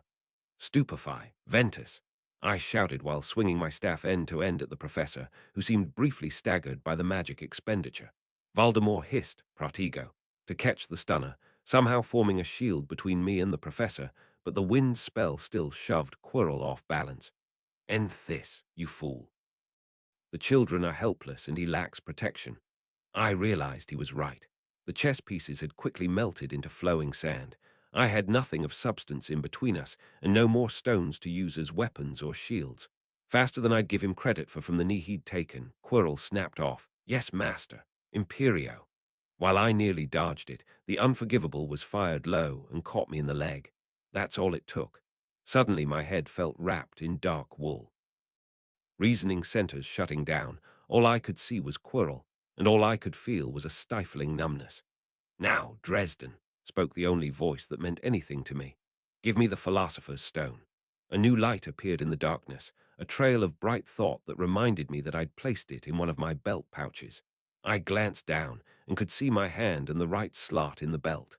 I slowly reached in and could feel the rock in question in a bed of lead shot. Why was I so hesitant to produce it? "Dresden, the stone," insisted the professor, his full attention on me. No time for disarmed first-years, even if they were invisible. A stray thought passed almost unheeded through my mind about how much I hated the Imperius. My godmother had been insistent that I know what it and the Cruciatus was like. She probably would have tried the killing curse on me as well, if it was something you could build a resistance to. I thought she'd actually been quite pleased how well I did resisting it. I was too emotional to ever be good at occlumency, but I was certainly pig-headed enough to resist mind control. "Can you not dominate a SS 16-year-old? Yelled a voice on the edge of my consciousness. It was still a near thing. I felt the wool tighten as Quirrell fought to control me. My hand dug into the pouch, and it was all I could do to fight withdrawing the stone. And then, from somewhere a million miles away to my left, I heard a girl's voice yell, "Wingardium Leviosa." The utter surprise of the now floating professor allowed me to tear through the rest of the spell. Thinking the kids disarmed, neither of the dark wizards sharing one body had noticed Hermione produce the quill focus I'd made her for Christmas and levitate him by his robes. As my faculties returned, I realized he'd easily counter the spell in a moment, but I couldn't resist the urge to shout, "Pull!" When my hand came out of the pouch, it was full of lead shot, not a magic stone. I tossed them in Quirrell's direction, then baseball swung my staff while shouting, Depulso. No way to dodge while floating, Quirrell shrieked a hasty, Protego. But his shield was nowhere near as good against physical objects as mine was. While not as fast as the shotgun blast they resembled, the lead balls still smacked loudly into various parts of his body, drawing shrieks of pain. Stupefy, I said, throwing one last stunner past the disintegrating shield. Quirrell slumped, unconscious, in the air, and then dropped slowly to the ground as Hermione released the spell. That was bloody brilliant, exclaimed Ron, pulling the cloak off of the three kids who looked unharmed. Wait until my family hears I nearly ran you-know-who over with a chess set. And Hermione picked him up by his underwear, smirked Neville. I guess Harry helped a little too, he deadpanned. Is it over? Hermione asked, Quill still held defensively, as I walked over to give them their wands back. It's never over, hissed Voldemort from Quirrell's head, apparently unaffected by the stunner. The body began to twitch, and what looked like smoke began to rip itself free from the slumped form. ISS Shawl SS simply avail myself of another host. In moments, the same wraith that had come after me nearly a year before hovered above the wreckage of Quirrell's body, looking us over as if deciding who to claim. My caveman brain was screaming at me to kill it with fire. I knew FiendFyre had driven it off before, but the fire had claimed much more, and I couldn't risk the kids getting burned. I barely realized that I'd moved to interpose myself between the trio of first years and the hovering wraith. Was I reflexively sacrificing myself so they'd never know the touch of the creature? I wasn't sure I'd do that for just anyone. The very idea of being possessed by Voldemort terrified me, but these kids were mine to protect. I'd planned to just do my time at Hogwarts and not make any more connections, because I was afraid to trust and afraid of being betrayed. Somehow, I'd failed so utterly at doing so that I now had more friends than I'd had in my life. Months of time spent in classes with them all, but at the forefront of my mind was a simple, heartfelt statement from a father that couldn't protect his own child. Thanks for looking out for our daughter. You didn't have to, and nobody else was. It means the world to her, and us. I realized, though I may never be free of the traumas of my past, I was happy. These kids were mine to protect. Expecto Patronum. Anticipating, at best, a silver shield to defend us from the wraith that drifted ever closer, I was surprised when my mother's necklace lit like the sun and disgorged an immense silvery beast almost as large as me. The lion-like massive dog crouched before us, facing the wraith and shaking with rage. Voldemort paused, hovering only 10 feet away, then started to float forward again. My patroness barked. He didn't make a sound exactly, but he clearly made the gesture, and a blast of silver light washed from his mouth and rolled over the wraith. Voldemort wailed and was carried away by the roiling blast beyond the walls of the chess room. Turning around with a doggy smirk at a job well done, the patroness dissolved back into a cloud of light that quickly faded. Then, with the same timing as they had with the troll, the reinforcements finally showed up. Chapter 14, Stone-Faced 14, Year Book. Chapter text answers and questions. It was extremely early Friday morning when Dumbledore came to check up on us in the hospital wing. Neville and Hermione were mostly there for observation, and a few bumps and bruises they'd gotten in the obstacle course. Ron, of course, had a concussion from getting the wrong end of a giant magical chess piece. I had a number of scrapes and contusions, mostly owing to shrapnel from the same chess pieces. But Pomfrey thought we'd buy out in plenty of time for the Quidditch match on Saturday. Mathilda and Seamus had apparently been sent back to the tower before McGonagall showed up a few minutes too late to assist, and I fully expected to be inundated with questions as soon as visiting hours began. From the slump of his shoulders, Dumbledore looked like he'd had a trying evening of his own, and I heard him mutter something about the 7th month dying as he looked at the 4 of us in our hospital beds. Noticing me watching him, he tried to stand a little straighter and resume his grandfatherly persona.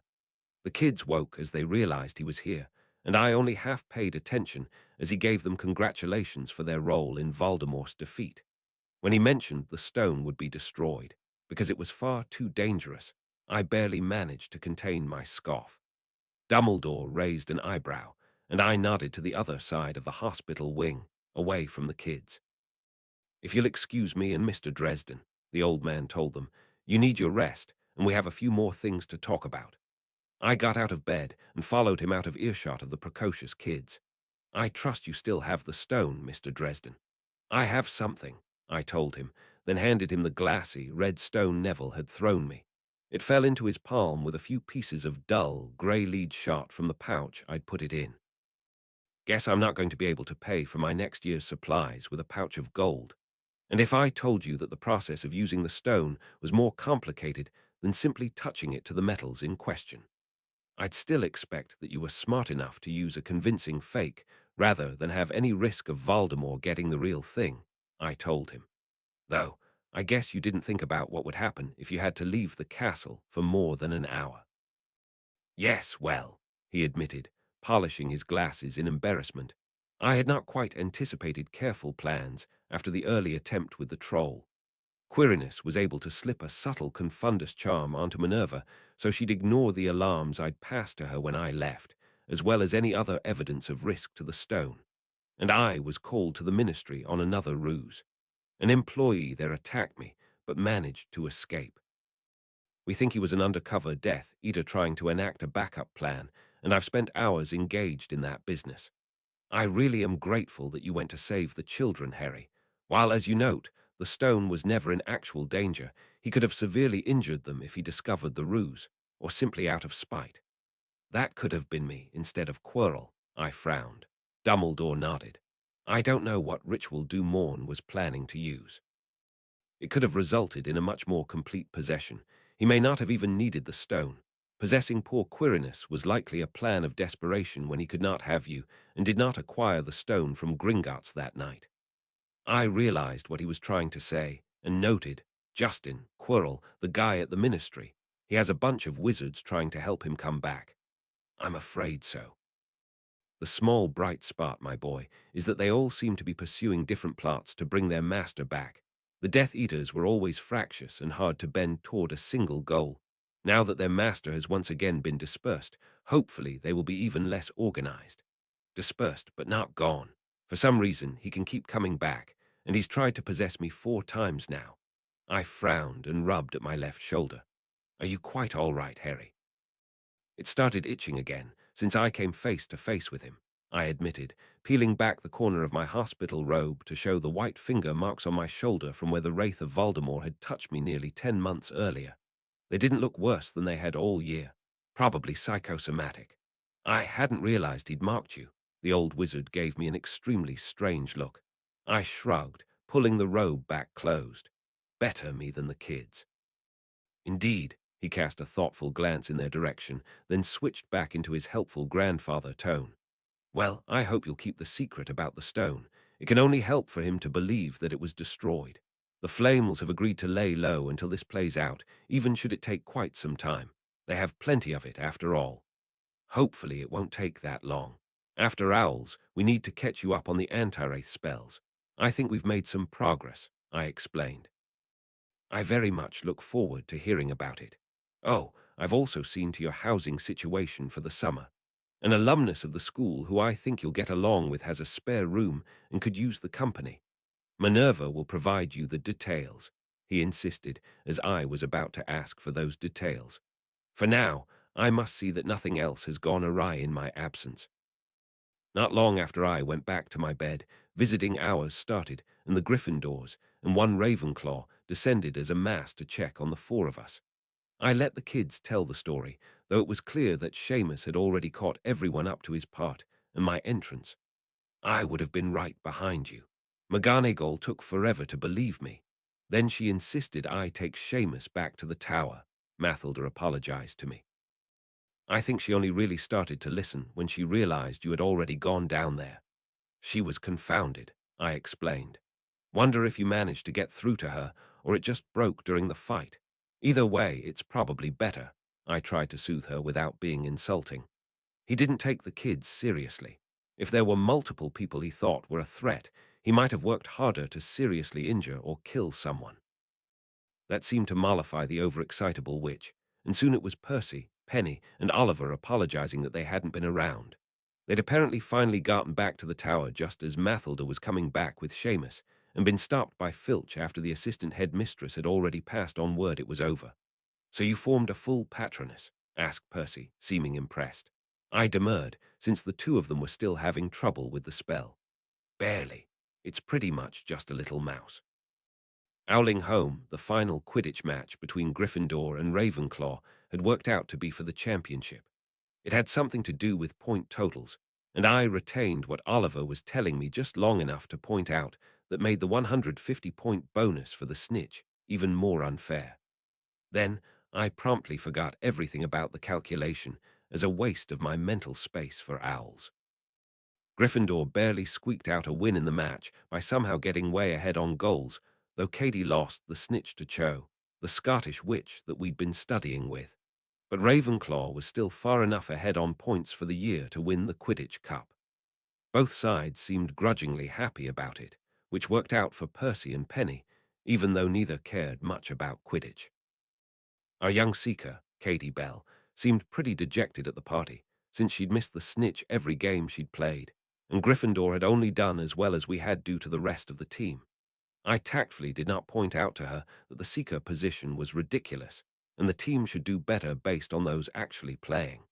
With that excitement out of the way, the last 2 weeks of the year were devoted to owls. After the months of preparation, they were honestly kind of underwhelming. Even Percy and Penny seemed to calm down after the first few days of tests. We wouldn't get the results until later in the summer, but I felt pretty good about all the subjects I cared about. I even felt okay about history and astronomy due to all the study. A corporeal patroness did indeed seem to count for extra credit on the defense exam, and I was pleased I could still manifest mine outside of a life or death battle with a haunted wizard. I wasn't entirely sure what everyone who wasn't taking owls or newts did during the last few weeks of the semester, since they'd gotten their exams out early. I even had a week after owls to decompress, as the ministry administered newts. Though there was probably a more efficient way to schedule things, it was nice to have some time in the reasonably sunny weather outside with friends who were no longer obsessed with exams.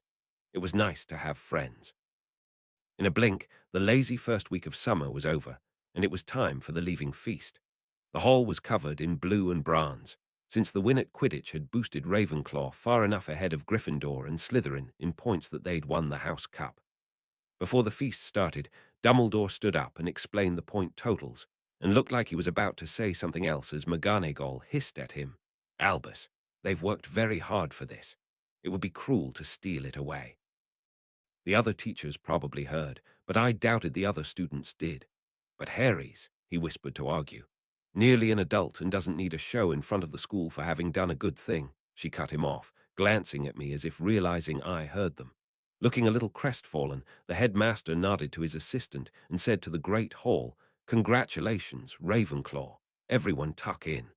After that, it was just a train ride back to London. The arrangement was surprisingly similar to what it had been in September, though we'd taken on enough new friends to fill 3 carriage rooms.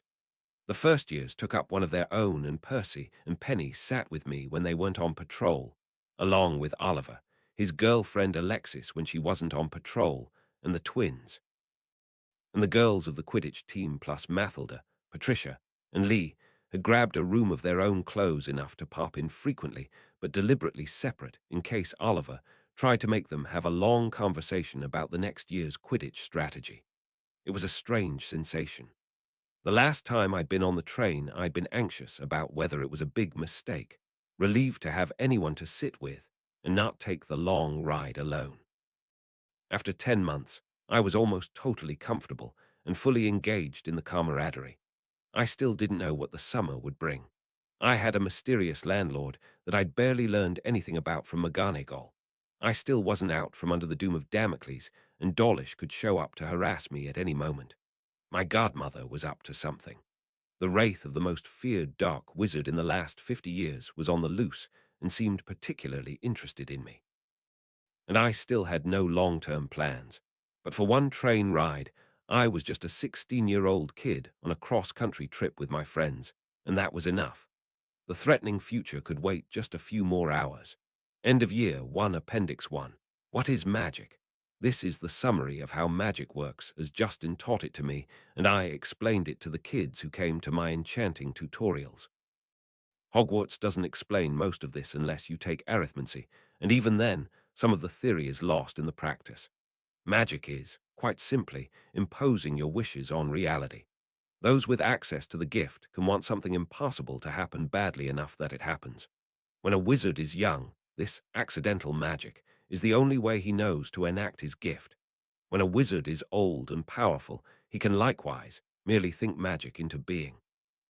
In the middle, wizards are taught complicated practices to organize this into spells that they'll eventually try to abandon. The difference between the untrained child and the ancient master is control over these wishes. Accidental magic doesn't do exactly what you expect to happen when you want it, but a master can create magic, when needed, every single time. The first question you need to ask to understand how the process of magical training works is, why are most spells in Latin? The reason is because it keeps the magic separated from your speech. If magic spells were in English, or whatever modern language you speak, you'd risk accidentally casting them in normal conversation. The pathways of your brain that control the instinct to create the magic get trained by the wording of the spell. Hogwarts professors probably don't work hard enough to get kids out of the habit of referring to spells by their incantation rather than their English name. One day, some kid is going to talk about the fire-making charm as incendio and accidentally set a friend on fire. As I understand it, every culture with magic similarly uses a language that's not frequently used for conversation as their language of incantations. The Romans used ancient Greek, Aramaic, or Etruscan. Non-Western wizards use outdated forms of their own local languages. I'm still investigating Professor McGonagall's assertion that Hogwarts classes used to be taught in Latin while still using Latin incantations. Of course, you can't just say the Latin word for something and consider that a spell. The use of a meaningful word in Latin is useful, but that's because even if you don't really speak it, it does have a meaning that you can latch onto. Incendio is a word that more or less means, I set on fire. You could probably make the magic work with a different series of sounds, but it would be harder to remember. The most important thing is that incendio is 4 syllables and arithmetically adds up to a 5-4-4-6 structure. I is the 9th letter plus N is the 14th, which adds up to 23, which combines down to 5.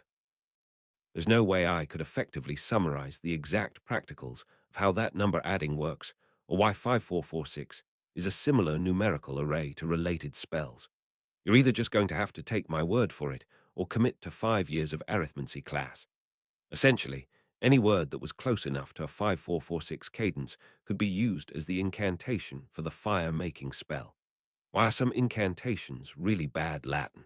Because the more correct Latin didn't fit the arithmancy.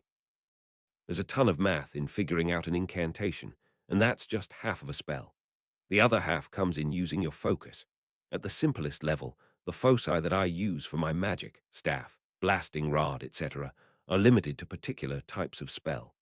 Spells that create or change motion are fundamentally similar in their arithmancy, so I was able to fit a bunch of them into my staff, and I have to differentiate between them by the different incantations. Also, turning the staff into different types of gestures improves the spell, but I can get a weaker version by just holding it and yelling. I've embedded a spell matrix into the staff, which is a 3-dimensional, some say, a 4-dimensional shape that also defines its parameters. The arithmancy of the incantation hooks into the arithmancy of the matrix to basically create a momentary bubble of possibility for the wizard's thoughts to fill with the magic. It's all extremely technical, which is why any Hogwarts student that skips arithmancy and ancient runes has pretty much no idea how it works. They're training engineers, not scientists. Most wizards never need to know how their tools work. A wand is the most complicated piece of technology that wizards have come up with. If my staff is an abacus, a wand is a mainframe computer. Both can help you add numbers, but the computer can do so much more while being so much harder to understand. In a tiny, concealable form factor, wand makers create a focus that can allow you to perform any spell, theoretically up to the maximum power possible. The first drawback is the finesse issue. For whatever reason, I and a lot of other wizards have a really hard time using wands. It's some combination of conceptual and down to sheer manual dexterity. I have really long arms, and that messes up the precise spell gestures. There are probably a ton of really great wizards who leave wand-focused schools thinking they're bad at it, because they just can't figure out the only technology those schools teach. The second drawback is compatibility. While every focus has some degree of resonance with the aura of its user, wands are 100% locked into it. I picked the materials for my staff because they worked for me, but it's still extremely effective in any wizard's hands. A wand that's a poor match, however, may barely work at all. It comes down to the secret technology of how they fit all those spell matrices into one focus. My suspicion is that the wand bonds to the wizard to basically turn his whole body into a completion of the matrix. A poorly matched wand means all your matrices are malformed before you even start casting. The third drawback is the gestures. Most of the matrix for a spell is in my staff, so I can get away with just pointing. But a wand has to fit every possible spell in, which means it can only carry the most common arithmetic elements of all spells, and algorithms for transforming wand motion into the rest of the spell matrix. Why do you have to swish and flick to levitate something with a wand when I just have to gesture with my staff? That precise motion is finishing the matrix for the spell, which I've already fully encoded into my staff. Wand users have to get very good at training their muscle memory. Ultimately, advanced users tend to start getting into magic without words or foci. Without the words, you have to create the spell in your head using no mnemonic aid triggering your brain. Without the focus, you have to fully visualize the matrix. Without either, you're basically relying on your imagination to fully generate an extremely complex mental construct with no aids other than your own brain power. You quickly find that using words and tools to train your unconscious mind to do the heavy lifting makes a big difference. And when it comes down to it, all of this is just training your brain. Arithmetic correspondences and spell matrices aren't real. Non-Western traditions use completely different methods of structuring their magic. Western wizards use the structures they do because they've been codified and imbued with meaning, so it's something your brain can latch onto. I've heard some people suggest that part of it is also a universal unconscious thing. If enough people with the power to make their wishes reality think that the letter is equal to one, then that becomes true. I'll leave that up to the Department of Mysteries to weigh in on. All I know is that every bit of it is a mental construct. You are a wizard. Your thoughts and desires can make impossible things happen. Every bit of magical praxis you've been taught is simply about making it easier to do what you want and harder to have accidents. It all comes down to, if you wish hard enough, you can change the world. Magic is just a set of tools to help you make the best wishes you can. Appendix 2. The wizarding world imagine that soccer is the best-kept secret in the world. Some children display an inexplicable facility kicking balls, and then, by their 11th birthday, they're tracked down and informed by FIFA that they are soccer players. They can either train in the sport or forget that it even exists. FIFA runs elite training schools for those truly serious about it, but it's also possible to go to smaller camps or simply apprentice to an adult soccer player. When you become an adult yourself, you may do whatever you want with your life, but when you're playing soccer, you're beholden to FIFA's rules. Rules made by administrators in the organization who almost entirely came from the elite schools. Most soccer players have day jobs and use their athletic prowess to give them a bit of a leg up in life. The truly professional players and administrators exist in their own high-stakes world. Okay, sue me. It's a tortured metaphor because the world only has one thing that's like magic, and that's magic. The best estimates I can find suggest there are 60,000 magically talented folks in Britain, or around one for every 1,000 muggles. This isn't a hard rule or anything, just the current demographics. Before modern medicine, the ratio was probably significantly higher for wizards, who have long had the magical health care necessary to live well into their second century. It probably also helps to be able to use magic to get access to food and shelter and to avoid having to die in international wars. Though wizards often had violent, secret wars of their own. Hogwarts takes 40 students a year. Fewer than 1 in 10 British wizards attended the school. But if you look at ministry bureaucrats, auras, healers at St. Mungo's, and the wealthiest individuals, it seems like everyone you meet has been there. And that's after you realize the muggle-borns that make up a small but meaningful fraction of Hogwarts students aren't represented. What I'm saying is that the core of British wizarding society is an old wizards club, far worse than even America's obsession with an Ivy League education. Virtually every position of power is held in the vice grip of a conspiracy of purebloods who went to Hogwarts. What about the other 50-something thousand magical individuals in the country? If you work in a big enough Muggle company, you probably have at least one in your office. Does it seem like Renaissance festival folks take it way too seriously? They're overrepresented there. Carnies, artists, musicians, psychics, and other jobs where you can get away with being eccentric also feature far more magicals than 1 in 1,000. Most of them aren't very well trained. For the vast majority, the ministry's satisfied if you can do enough basic spells to convince them you're not going to do accidental magic in an emotional moment, and that you understand the world of consequences they'll bring down on you if you break the statute of secrecy. But keep in mind that well-trained is relative. Hogwarts teaches students to levitate things, start fires, make precise cuts and repairs, unlock doors, and transfigure inanimate objects in their first year. Even figuring out a handful of minor spells is a huge advantage in the Muggle world. The honest go into crafting or service professions where they can do way more work than a Muggle can, because Muggle tools have to follow the laws of physics. The dishonest can easily become master criminals, and the ministry doesn't pay too much attention to crime against Muggles if it wasn't obviously caused by magic. Ironically, the wizards that are struggling the most financially are often the purebloods raised so completely in the Hogwarts pipeline that they can't figure out how to make a go of it in the Muggle world, but who are also near the bottom of the hierarchy when it comes to cushy ministry jobs. I love the Weasleys to death, but they baffle me. The other irony of wizarding life is, the more powerful your magic, the harder it is to truly fit into the Muggle world. Magic violates all the laws of science, and that also means that strongly magical objects, areas, and individuals cause problems with technology. Physics and chemistry develop inconsistencies in a strong magical field. At Hogwarts and other sites of power, this field is so strong that even synthetic materials break down.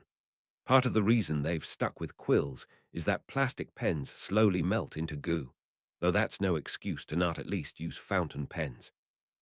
The process is slow enough that the Muggle kids outgrowing their tennis shoes and elastic underwear probably don't notice how much they start to sag. But don't bring your beloved polyester blend t-shirts and expect them to be more than rags in a year or two. I've also heard that, near the strongest fields, items that rely on precision machining start to have problems. Magic makes materials flex very slightly on a molecular level, and the more precise your machine, even if it doesn't use electricity, the more likely it is to have problems. For example, modern guns don't work consistently at Hogwarts because the barrels and mechanisms are so precise that any flex at all can cause them to jam. Wizards, who still exist in a primarily handmade materials economy, never even notice. Electricity is a bigger problem. Changes to chemistry are slow, but changes to physics are fast. Casting a spell causes havoc in nearby sensitive electronics, and powerful enough wizards can interfere with delicate electronics simply by standing near them. Most of my pop culture knowledge of films comes from sitting safely in a theater where the projection equipment is far away, because I've killed every TV I've ever tried to watch for longer than an hour or two. That's another reason for magicals to go into non-office jobs, particularly as they become more reliant on technology. Even a weak wizard will quickly kill any computer by sitting at a desk right in front of it for 8 hours a day. What you're left with is a three-layered society. In the center is a strange core of pureblood-centric elites who almost entirely eschew Muggle society for various reasons, not least of which is that their eccentricities and effect on technology make them inherently dangerous to the statute of secrecy. They govern the other layers insofar as they have a chokehold on power and are generally better educated in magic. so can win in a conflict even against superior numbers. The next layer are strong, but were either not trained to the same level or were muggle-borns who couldn't fit into the core society. They are smeared in a gradient between non-elite jobs in wizarding society and jobs in muggle society, where one can avoid technology and get away with being unusual. Finally, the weakest and worst trained almost entirely live in the muggle world, indistinguishable from muggles with an obscure hobby or religion. With even a few magical talents, they tend to be successful beyond what their station in life would otherwise suggest, and mostly just ignore the magical government until they can't avoid it. Honestly, when there's not a dark wizard throwing around spells that only the best trained have any hope of protecting themselves against, the current standard of living in Muggle society means that the people that purebloods most look down on probably have it way better than those with superior magic. Chapter 15, Dark Room 1, Work Days. Chapter text Sign of the Times London has a lot going for it as a city, not least of which is cool old shops you can just get lost in. I had found a comfortable corner in the upstairs of Hatchard's, a bookstore that nearly predated the United States. You just didn't get stuff like that back in Chicago. Of course, I wasn't the only one that appreciated the ambience. The place was probably packed with tourists every day of summer, but even more so because of the book signing going on. The corner I'd chosen was partially out of defense from the crowd of chattering preteens and their parents that had mobbed the table where the wizard I was staying with for the summer was set up, wearing out his hand giving autographs to children. With my height, I could easily keep an eye on him and the stairs. I usually had at least a head of clearance in any crowd, but with a bunch of kids it was easy. It also meant I was easy to pick out of the crowd, and I barely had a few seconds warning of a rapidly approaching mass of curly brown hair before I was dive-tackled. Harry! I shared a grin with the more slowly approaching pair of dentists as I awkwardly returned the hug of their daughter, the magical world's smartest 12-year-old. Hermione, it's only been a week, I insisted, but I'm glad to see you too. Harry, greeted Dr. Jean Granger with a handshake, as Hermione finally released me so Dr. Helen Granger could also give me a quick hug. Jean, Helen, glad you could make it, I told them. I don't think there was any way we wouldn't, Helen said, looking fondly at the small girl who looked so excited she was in danger of vibrating right through the floor. I just knew it. She insisted. I knew he must be. With a glance at the muggles nearby, she had the common sense to lower her voice so it wouldn't carry past our small group. Magical. Only with the 4 houses at the school and some of the things that come close, but have clearly been changed to not violate the statute of secrecy. It had to be someone that was at least familiar with Hogwarts, and the way Professor Tabby is described, it's clearly someone who knows Professor McGonagall, and Hermione, breathe, I interrupted her, a moment before her father looked like he was about to do the same. She'd gotten a lot better about the run-on sentence exposition since starting school, but still did it when excited. Why don't you go get in line for the book signing? Tell him you're the friend I mentioned when you get up there. Jean handed the young witch 3 well-cared-for, but clearly frequently read hardback novels, as well as the new one they just bought downstairs, and she hurried over to get into the signing line. She's been mad about those books since they started coming out when she was 7, Helen explained. Hermione mad about books? I don't believe it, I joked. Her parents grinned fondly, but Jean shrugged. She wasn't usually as interested in fiction, but the Magimals series somehow called to her. How'd you wind up staying with the author? He's a former Hogwarts student, apparently owed the headmaster a favor, I answered.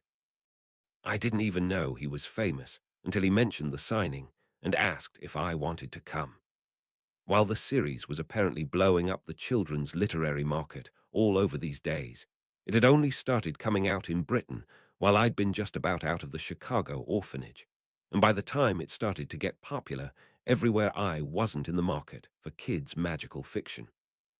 From his author photos in the back cover, I've always thought he seemed sad somehow, Helen mused, looking at the man signing his books, conversing with the children. And those scars on his face. While he was wearing a long-sleeved turtleneck even in summer, he couldn't hide the scars that made it look like some kind of large wild animal had raked a claw from his eyebrows all the way down his cheeks. I admitted, They're on his arms, too, probably other places. You know, he's only in his early 30s. No. I would have guessed 40s at least, she said, a bit of pity entering her voice. I asked him about my mother, but he said he didn't go to Hogwarts until she had already left, so he'd have to be. I shrugged. I haven't really gotten him to talk about it much, but McGonagall mentioned he lost a lot of friends in the war. Probably had a really hard life. After familiarizing myself with my temporary guardian's books, and from what little I'd been able to pick up from him over the last week, I believed that writing a novel series was therapy, probably immortalizing his dead friends in prose. I wondered if they'd all been animagi, or if he just felt like they had the positive attributes of the animal forms he gave them in the novels. Hermione rushed back up, reading off the dedication he'd made in her book. He signed it, for Miss Hermione Granger, a lion if I've ever met one, R.J. Lupin. He was so nice. I nodded, because that had also been my experience. After Dumbledore and McGonagall had tried to keep me locked up in Hogwarts for nearly a year, I'd expected they'd pass me off to someone that would basically be a summertime jailer. But he'd started out insisting I call him Remus, and had been similarly easygoing from there. A camera flash drew my attention to where Remus was posing with two small boys with light, mouse-brown hair to either side of him, a man who was probably their father taking the picture. The man handed the camera back to the larger of the two boys as Remus finished signing their book, and then, for some reason, pointed in my direction. Incoming, I warned the Grangers as the trio headed in our direction. Excuse me, their father started, seemingly feeling a little out of place when he noticed the Grangers. I wasn't exactly a great judge of fashion or British class consciousness, but Hermione and her parents were all dressed in a way I'd at least classify as preppy, while the man and his sons were much closer to my own ensemble of jeans and a t-shirt. I'm Jack Creevy, and these are my sons Colin and Dennis.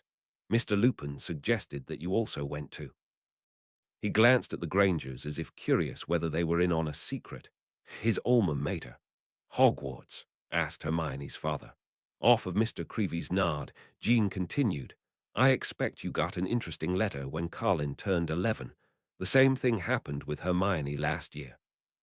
The Grangers moved to the side to commiserate with Mr. Creevy over the plight of surprised parents of Muggle-born students, leaving me and Hermione with the two tiny boys, each bouncing up and down with a million questions. Smirking at the girl, I said, Hey, Hermione, why don't you tell the Creevy brothers about Hogwarts? She looked like she wanted to protest, but realized she had a lot of excitable Muggle-born karma to pay back, and nodded. With the signing line finally clearing out, I left the Grangers educating the Creevies and made my way over to Remus' table. I sidled up and quietly asked him. They were also big fans, and suddenly made the connection that you're a wizard. Minerva apparently told them during her home visit when she saw that they had my books, he answered. I'll have to ask her to give me more warning in the future. Those boys are loud. Sorry to pawn them off on you. No worries, I grinned. I passed them right on to the Grangers. Probably for the best. I don't know why Minerva doesn't deliberately put the new Muggle-born parents in contact with others who have already gone through it. He started gathering up his pens when he noticed the shop staff was beginning to pack up the table. Well, that was exhausting. Remind me to stand firm on not doing a world tour the next time my agent suggests it. At least you wouldn't have to spend a ton of time in transit, I suggested. Unfortunately, I would. She's a Muggle, so I can't exactly suggest that she doesn't need to book hours and hours of plane travel, because I'll just apparate every. He broke off suddenly, nostrils flaring as his body tensed up. I turned to follow his look as a hugely muscled man in an overly tight cheap suit ascended up the stairs. He had thinning grey hair loosely slicked back, and his own array of scars on a face that didn't look fully human. Tossing a copy of Lupin's latest book onto the empty table, he grinned through a set of teeth that had been filed to points and said, Make it out to, my old friend, Fenrir Greyback. Old friends if the guy had showed up in Chicago. I'd assume he was some kind of gangster thug. But in the middle of a London bookstore, I was going to guess Fenrir Greyback was just bad at dressing as a Muggle. Facing him down across the folding table, Remus gave a half-hearted shrug and dismissively explained, Sorry, you're a bit late for the signing. The pens are already all put away. Greyback's eyes squinted, and I thought I heard him growl faintly at the remark, but he gave a close-lipped smile as if to keep up the game that they were friends. I'm sure I can give you an address to bring it once you've found your pens again. Your family would like you to come visit. We had no idea where you could possibly be until this event showed up in the paper. Oh, I have the address, and if you'd been welcome, you would have received an invitation, Remus suggested. The two men hadn't blinked, their gazes locked, and I noticed Remus had dropped his wand out of his sleeve, barely concealed in front of the couple dozen bookstore shoppers still milling around the upper level of Hatchards. If I was able to use magic over the summer, I'd have backed my temporary guardian up. As it was, I glanced around thinking about how hard it would be to evacuate the bystanders if spells started to fly. Unfortunately, what I saw was the Grangers and Creevies walking up, Jean Granger and Jack Creevy in the lead, as if they'd also spotted the standoff. While it was probably a brave thing for the guys to do if this was an impending fight between muggles, I don't think they really understood the danger they just walked into. I wasn't sure myself, other than that greyback might not even be fully human. "Everything all right over here?" asked Mr. Creevy, in a calm voice that might have, indeed, made a normal psychopath reconsider starting a fight. Greyback, however, just flicked his gaze over, noticing Hermione, Carlin, and Dennis. His forced smile became altogether more genuine, but the look in his eyes was terrifying. Oh, children. He had the legitimate nerve to show off his sharpened teeth and run his tongue over them. "Friends of yours, Remus." Out of the corner of my eye, I noticed that Remus looked worried and made a gamble, telling the beast of a man in a conversational tone, "I'm on a watch list, you know. If I do any magic outside of school, I don't just get a letter, I get auras showing up. Populated area like this, they'd probably show up pretty much immediately." "Good thing I don't see a wand, then," Greyback scoffed, sizing me up after having dismissed me as part of the scenery until that moment. "Who needs a wand?" I asked him, putting my left hand forward in a defensive stance where the light would catch on the runes of my shield bracelet. Hermione, at least, seemed to pick up that they'd stepped into something serious. She started shoving the others further back behind me, knowing my shield could cover them all if necessary. I deliberately didn't meet the guy's eyes, both because learning about legilimency had got me into the habit of avoiding eye contact, and because he seemed like he'd take it as a challenge. But from what he saw in my face and body language, he realized I wasn't bluffing. Apparently he didn't like the odds, but he couldn't let things go without getting the last word. The maniac clearly memorized everyone's faces and inhaled as if he was smelling us, then smirked. "Come home soon, Remus. Your family misses you, and you don't want me tracking down your friends for current contact information." With that, the monster in an off-the-rack suit turned his back and paused for a moment as if daring us to try something, then headed back down the stairs. "Who?" Jack started to ask before both Remus and I put up a hand to stop him talking. I could still hear Greyback's heavy footfalls heading down the stairs, slowly, as if waiting to overhear us talking.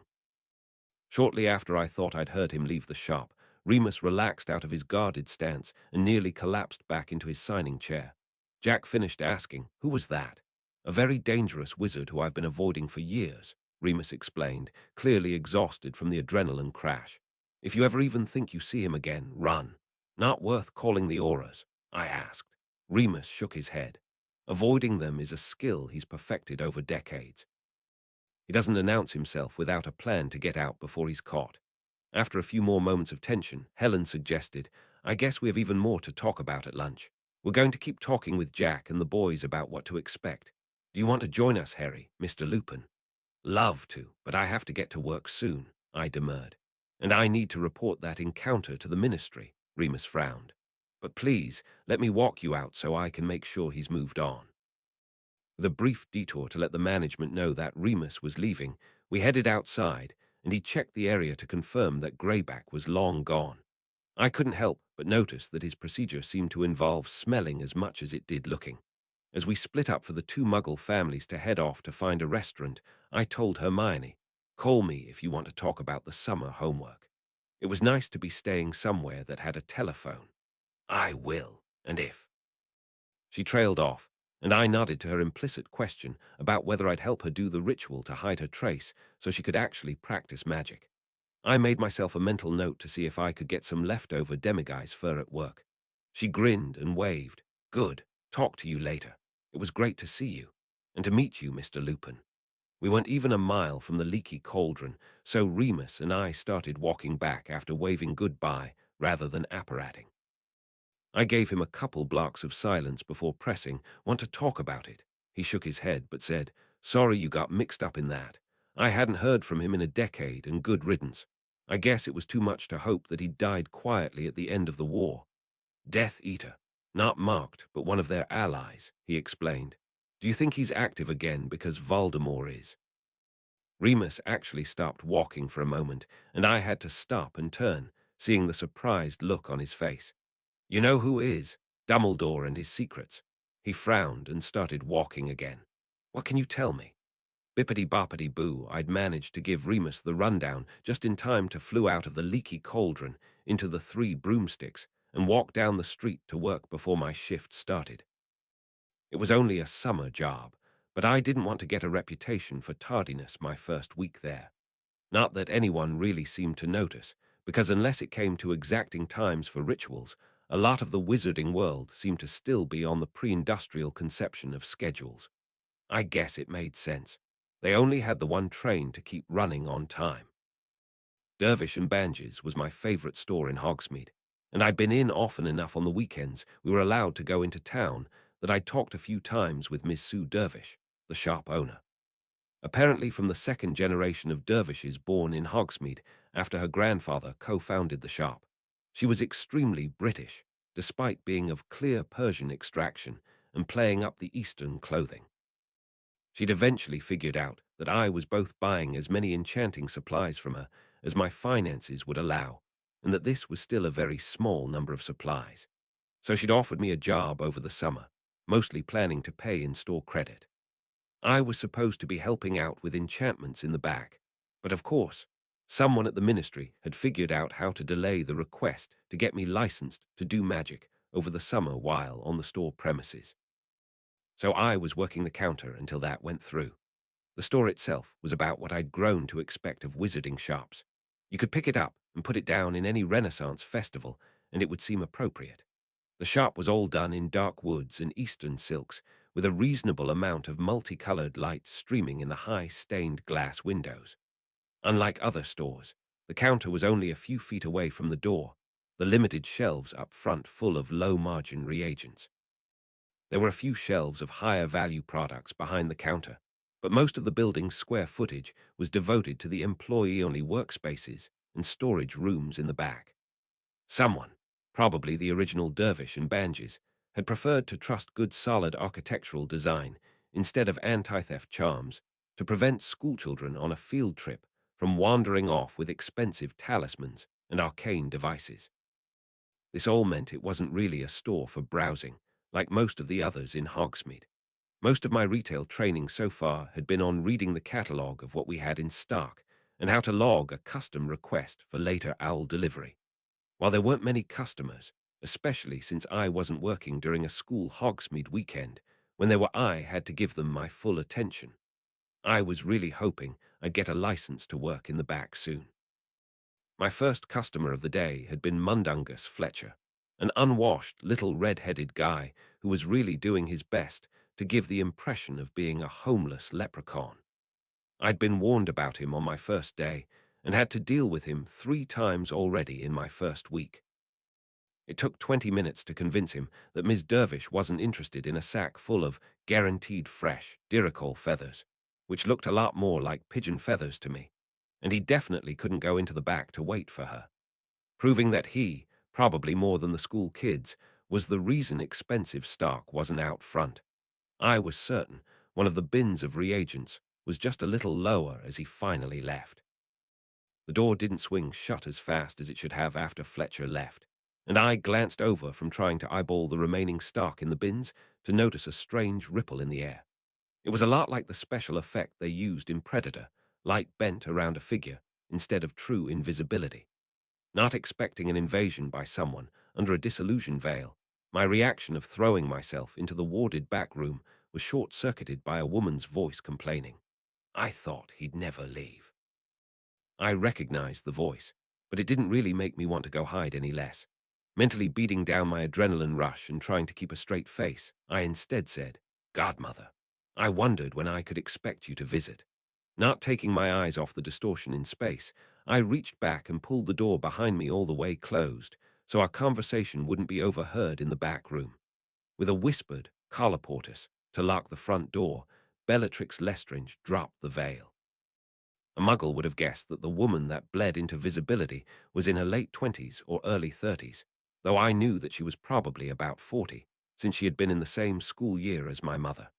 Even though she was, quite literally, old enough to be my mother, I had to admit she was gorgeous. Apparently she planned to visit veiled instead of disguised, so she was wearing her preferred style, techno-industrial fetish wear as interpreted by a medieval tailor. With her loose curly black hair, pale skin and height, she made it work for her. Of course, you only had to take a look at her eyes and posture to have any appreciative thoughts immediately squelched. Humans are, for the most part, very good at detecting dangerous, feral predators. "I was so interested to hear you had a job," she explained, taking in the room with evident interest, "that I wanted to give you a few days so you could tell me what it's like. Working for a living is so delightfully common. And you have to just stand here and talk to anyone who comes in. They could be a murderer, they could be boring, at least probably not both," I shrugged. "It's fine. I'm supposed to be doing enchanting in the back, but my license hasn't come through yet. It hasn't been that busy." "Fascinating," she declared, then abruptly switched topics and quickly stepped up to the counter and leaned into my personal space. "Do you have them?" I reached into the pouch on my belt, which I'd charmed to be much bigger on the inside, and which I thought of as my bag of holding, and pulled out a cloth-wrapped bundle. I opened it on the counter to reveal 2 large tomes and 3 scrolls. All of them had a few singes of fire damage. This is what I could get to before the fire. The rest of the library burned. "A shame," she pouted, but flipped through the books I'd grabbed for her on the way out of my murderous mentor's burning house nearly a year earlier. "These are good, though. Consider it credit toward our debts." As if remembering something, she pointed out, "Don't worry, I may have some other things you can do to further balance our books within the year." While I was fairly certain that my godmother was just a mad former Death Eater who'd spent the last decade evading the auras, and not the fey noble she liked to imply she was, she did fixate heavily on debts, as the High She were rumored to do. And as much as I hated her methods of teaching, she had taught me quite a few useful spells and rituals, and I couldn't quite bring myself to do the sensible thing and set her up to get arrested. Some days, I wondered if the debts were a subtle kind of fey magic that worked like a compulsion not to renege. I just asked, "Oh, like what?" "I'm expecting some friends from out of town who may require someone with discretion to help them get acclimated. Nothing too taxing." It was the way she said "out of town" that led me to believe she wasn't talking about helping run interference for other dark wizards. "Have you been doing more apparating through the wraths to let things through?" "It's a thankless job," she sighed. "So much effort. I'd hoped you'd be helping me. I gave you that map and everything." She had indeed showed me that apparition at certain fairy mounds let you go further with less effort, and provided a map. What she'd neglected to mention was that doing so stretched the veil between the mortal world and the never-never, allowing things to squeeze through. The one time I did, a pair of lucrators got out and attacked the school. She gave me a small smirk that I thought meant she was impressed. "You're too clever, Harry. I didn't tell you because I know you're afraid to use anything even slightly dangerous. You're two in your own way." She shrugged. "But fine, don't use an extremely efficient mode of transportation because you're afraid some fantastic beasts will show up to give the ministry something to do. We're almost done with that part anyway." She took one last look around the shop, then veiled herself again, cancelled the lock on the door and stepped out with, "I'll be in touch." Train of thought: if the wizards of Britain were distributed evenly with the Muggle population, Manchester should have had at least a few hundred of them, including dozens of Hogwarts alumni. However, the distribution was not even. Only London had any truly significant wizarding population within a Muggle city, especially of serious, practicing wizards, mostly due to walking access to the Ministry and Diagon Alley. The rest were much more likely to live on the fringes of small villages or even in the middle of nowhere. It kept the risk of getting discovered doing magic lower, and with a flu connection and apparition, it barely mattered where a wizard actually lived in physical space. This was all well and good unless you were a teenager too young to apparate and living with your muggle family in a big city with a dearth of flu connections.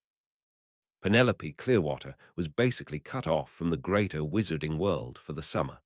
Percy Weasley had resigned himself to spend the summer in his room writing letters to her to keep up their recently formed romantic relationship. "Why don't you just take public transportation, Percy?" I'd asked him when he complained about it to me. Obviously, they didn't cover something useful like that in Muggle Studies class. Owing my roommate a Muggle Studies field trip, though too late for it to help with his owl test, I'd flewed and met him after work at the only public fireplace we could locate in Manchester, the first wizarding shop to sell rainproof cloaks in the style of the Macintosh. We then had a very productive half-hour of figuring out the city's transit system, including a ride on a Metrolink tram that had apparently just opened a couple weeks prior. Penny, whose overprotective parents didn't really want their 16-year-old daughter braving public transit on her own, was overjoyed for the company. She'd even sprung for pizza at the corner shop in her neighborhood, which was good because Percy and I were both broke enough that the couple bucks to get across town seriously ate into our food budget. Not that Penny was much wealthier than we were. After catching up for a couple of hours and planning how to proceed the next year on our research project now that we'd finally gotten a handle on the Patronus charm, I was surprised that Percy left with me after he gave Penny a chaste kiss. "Thought you'd want to stay after, man," I told him. "I was trying to dip out and give you two some alone time." He blushed slightly as we boarded the bus, which would take us to the tram, which would take us to another bus. "The chance for parental interference is a lot lower if they think this was a study meetup, and that is a much harder sell if they get wind of us staying without you there," he explained. "Also, your help with the return trip is appreciated to make sure I have learned the whole process." I kind of figured it had more to do with being alone with his girlfriend after dark in a Muggle restaurant being a bigger step than they were ready for after the much more supervised dating they'd managed at school. As prefects, they had to set a good example, so probably didn't spend their patrol hours in a broom closet like so many other students did at Hogwarts, and the rest of their social time was in the library or in public at Hogsmeade. I didn't press him, though, changing the subject to answer questions about other unfamiliar Muggle things we saw on the route. We got back to the raincoat shop as the summer sun was finally setting, and I had a brief moment of appreciating that Remus actually remembered what it was like to be a teenager and had trusted me to roam, even though I was sure Dumbledore or McGonagall had suggested he keep an eye on me. It had been nice to just get out and do something with friends without constant adult supervision. Even though I decided to stay at Hogwarts, it still felt like a prison sometimes. I was so wrapped up in enjoying the feeling of freedom that I almost missed the guy who was dead set on putting me in actual prison. The figure I'd initially taken as a sharp dummy in the window moved as we walked up, and there was Dawlish blocking us from getting in the door. In hindsight, his old tan trench coat wasn't nearly nice enough for the shop. "What are you up to in Manchester, Dresden?" the aging Aura growled, running a cigarette-stained hand through graying blonde hair. I shrugged, mouthing off, trying to figure out where you got that lovely coat so I can find one of my own. I really think I could pull off the look. "Cute," he frowned. "Seems more likely you're here to rob the place just before closing." I rolled my eyes. "You know, I used their flu to get here a few hours ago. That's why you're here, because you have nothing better to do than come running every time I travel. I hope you have some kind of alarm set up, and you're not just watching the system all day, every day waiting to come see me." He gave me a nasty smirk. Good point. You were clearly up to something in the city proper. Best take you in to see if we can figure out what you were planning." "Excuse me, Aura Dawlish," Percy interjected. A blink of surprise from the guy made me wonder if he'd been so focused on me he'd totally missed that I wasn't alone. "Are you actually following up on a crime report? Because it seems like habeas corpus applies in this situation quite strongly." "You Dresden's solicitor now, Weasley?" he asked, his smirk turning sour on him. Percy just shrugged. For lack of a better check on abuse of authority, I suppose I shall have to do for the moment. I was briefly impressed at how hard the guy was going, since he was rarely one to buck any kind of leadership, but he did add in, and for your edification, we were meeting a friend who lives in town. I can vouch for Harry's movements for our entire time in Manchester, and Penelope Clearwater can further support everything but the travel to her neighborhood and back. I couldn't help but imagine Dawlish twirling a long mustache and cursing how he was foiled again as he grimaced and choked out, "Careful who you're friends with, Weasley. So easy to turn from an alibi to an accessory. Keep your nose clean, Dresden." Before I could snark back at him, he disapparated away. "Thanks, man," I said, frowning at the spot the paragon of wizarding justice had just abandoned. Percy nodded, looking very unhappy. He really does have it in for you. Things must be slow in law enforcement if he has the time. I was thinking about that assertion when I tumbled out of the flue into Remus House, which wasn't anywhere near any of the other places I'd been already that day. He bought a smallish, freestanding house in High Wycombe, which had a bit of a yard between it and the Muggle neighbours, and backed onto the nature preserve. It was about 30 miles west of the middle of London, and he told me it was far enough out of the city to not be squeezed in while still close enough that he could pretend to his publisher that he was commuting by car when he had to make trips. The flue-connected fireplace exited into a cozy den at the back of the house, which was home to most of Remus' Muggle library, comfortable chairs, and a well-loved brown couch. From the rear window, it had a great view of his fenced-in backyard, which he turned into a relaxing grotto where a young willow tree loomed over a koi pond. Remus and an older man who looked vaguely familiar were sitting in chairs and seemed to have been making small talk before I interrupted them. "Ah, good, here he is, as expected," the guest said, regarding me over the most fabulous pair of mutton-chop sideburns I'd ever seen. Since he kept the rest of his white hair short, they really stood out. He was wearing understated brown and red robes of a more efficient style than I was used to on wizards. They seemed more like Quidditch armor than a purebloods outfit. "Sorry, I didn't know you were waiting on me," I apologized, trying to get a read on what was going on. "No apologies, I was unannounced. Surprise inspection, very busy, couldn't have scheduled it." That got my guard up. Aura Dawlish already gave me a surprise inspection a few minutes ago. Oh. Yes, Mathilda mentioned something about that. I'll have a word with Amelia. If he has the free time, we could use him. Especially missing Macnair, bad business. Everyone will have to pitch in. So many new beasts popping up, we're spread thin. I'd picked Mathilda out of all the non-sequiturs and finally made a connection. Mr. Grimblehawk, I take it.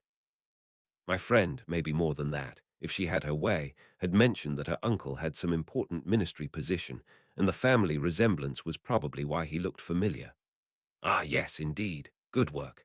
Abraham Grimblehawk, normally on a desk, but out and about because of the staffing issues. I suppose Mathilda mentioned me." "From time to time," I nodded, still not totally sure why he was in the house. How much had she told him about her ongoing quest to date me? "I haven't really heard from her since school got out. She was doing an internship. Far busier than she expected, that girl," he nodded. "All hands means all hands. I dare say she'll be learning a lot." He had a fond look, then recalled his inspection anyway. "Everything okay here? No concerns?" I shot a look at Remus, who'd been remarkably quiet and unhelpful for the strange conversation, and he just nodded at me and said, "Be honest." "It's been great," I told Abraham. I was about to tell him how glad I was that Remus wasn't keeping me locked up, but bit my tongue about telling a random authority figure that I basically had no curfew and could go wherever I wanted. No concern so far, should I? Just due diligence. Remus has never been an issue. He's a success story. Very well. Glad to meet you, Dresden. He stood up and gave Remus and me a bow, which we returned. Must be going. Might actually get to bed on time if I do. Ta.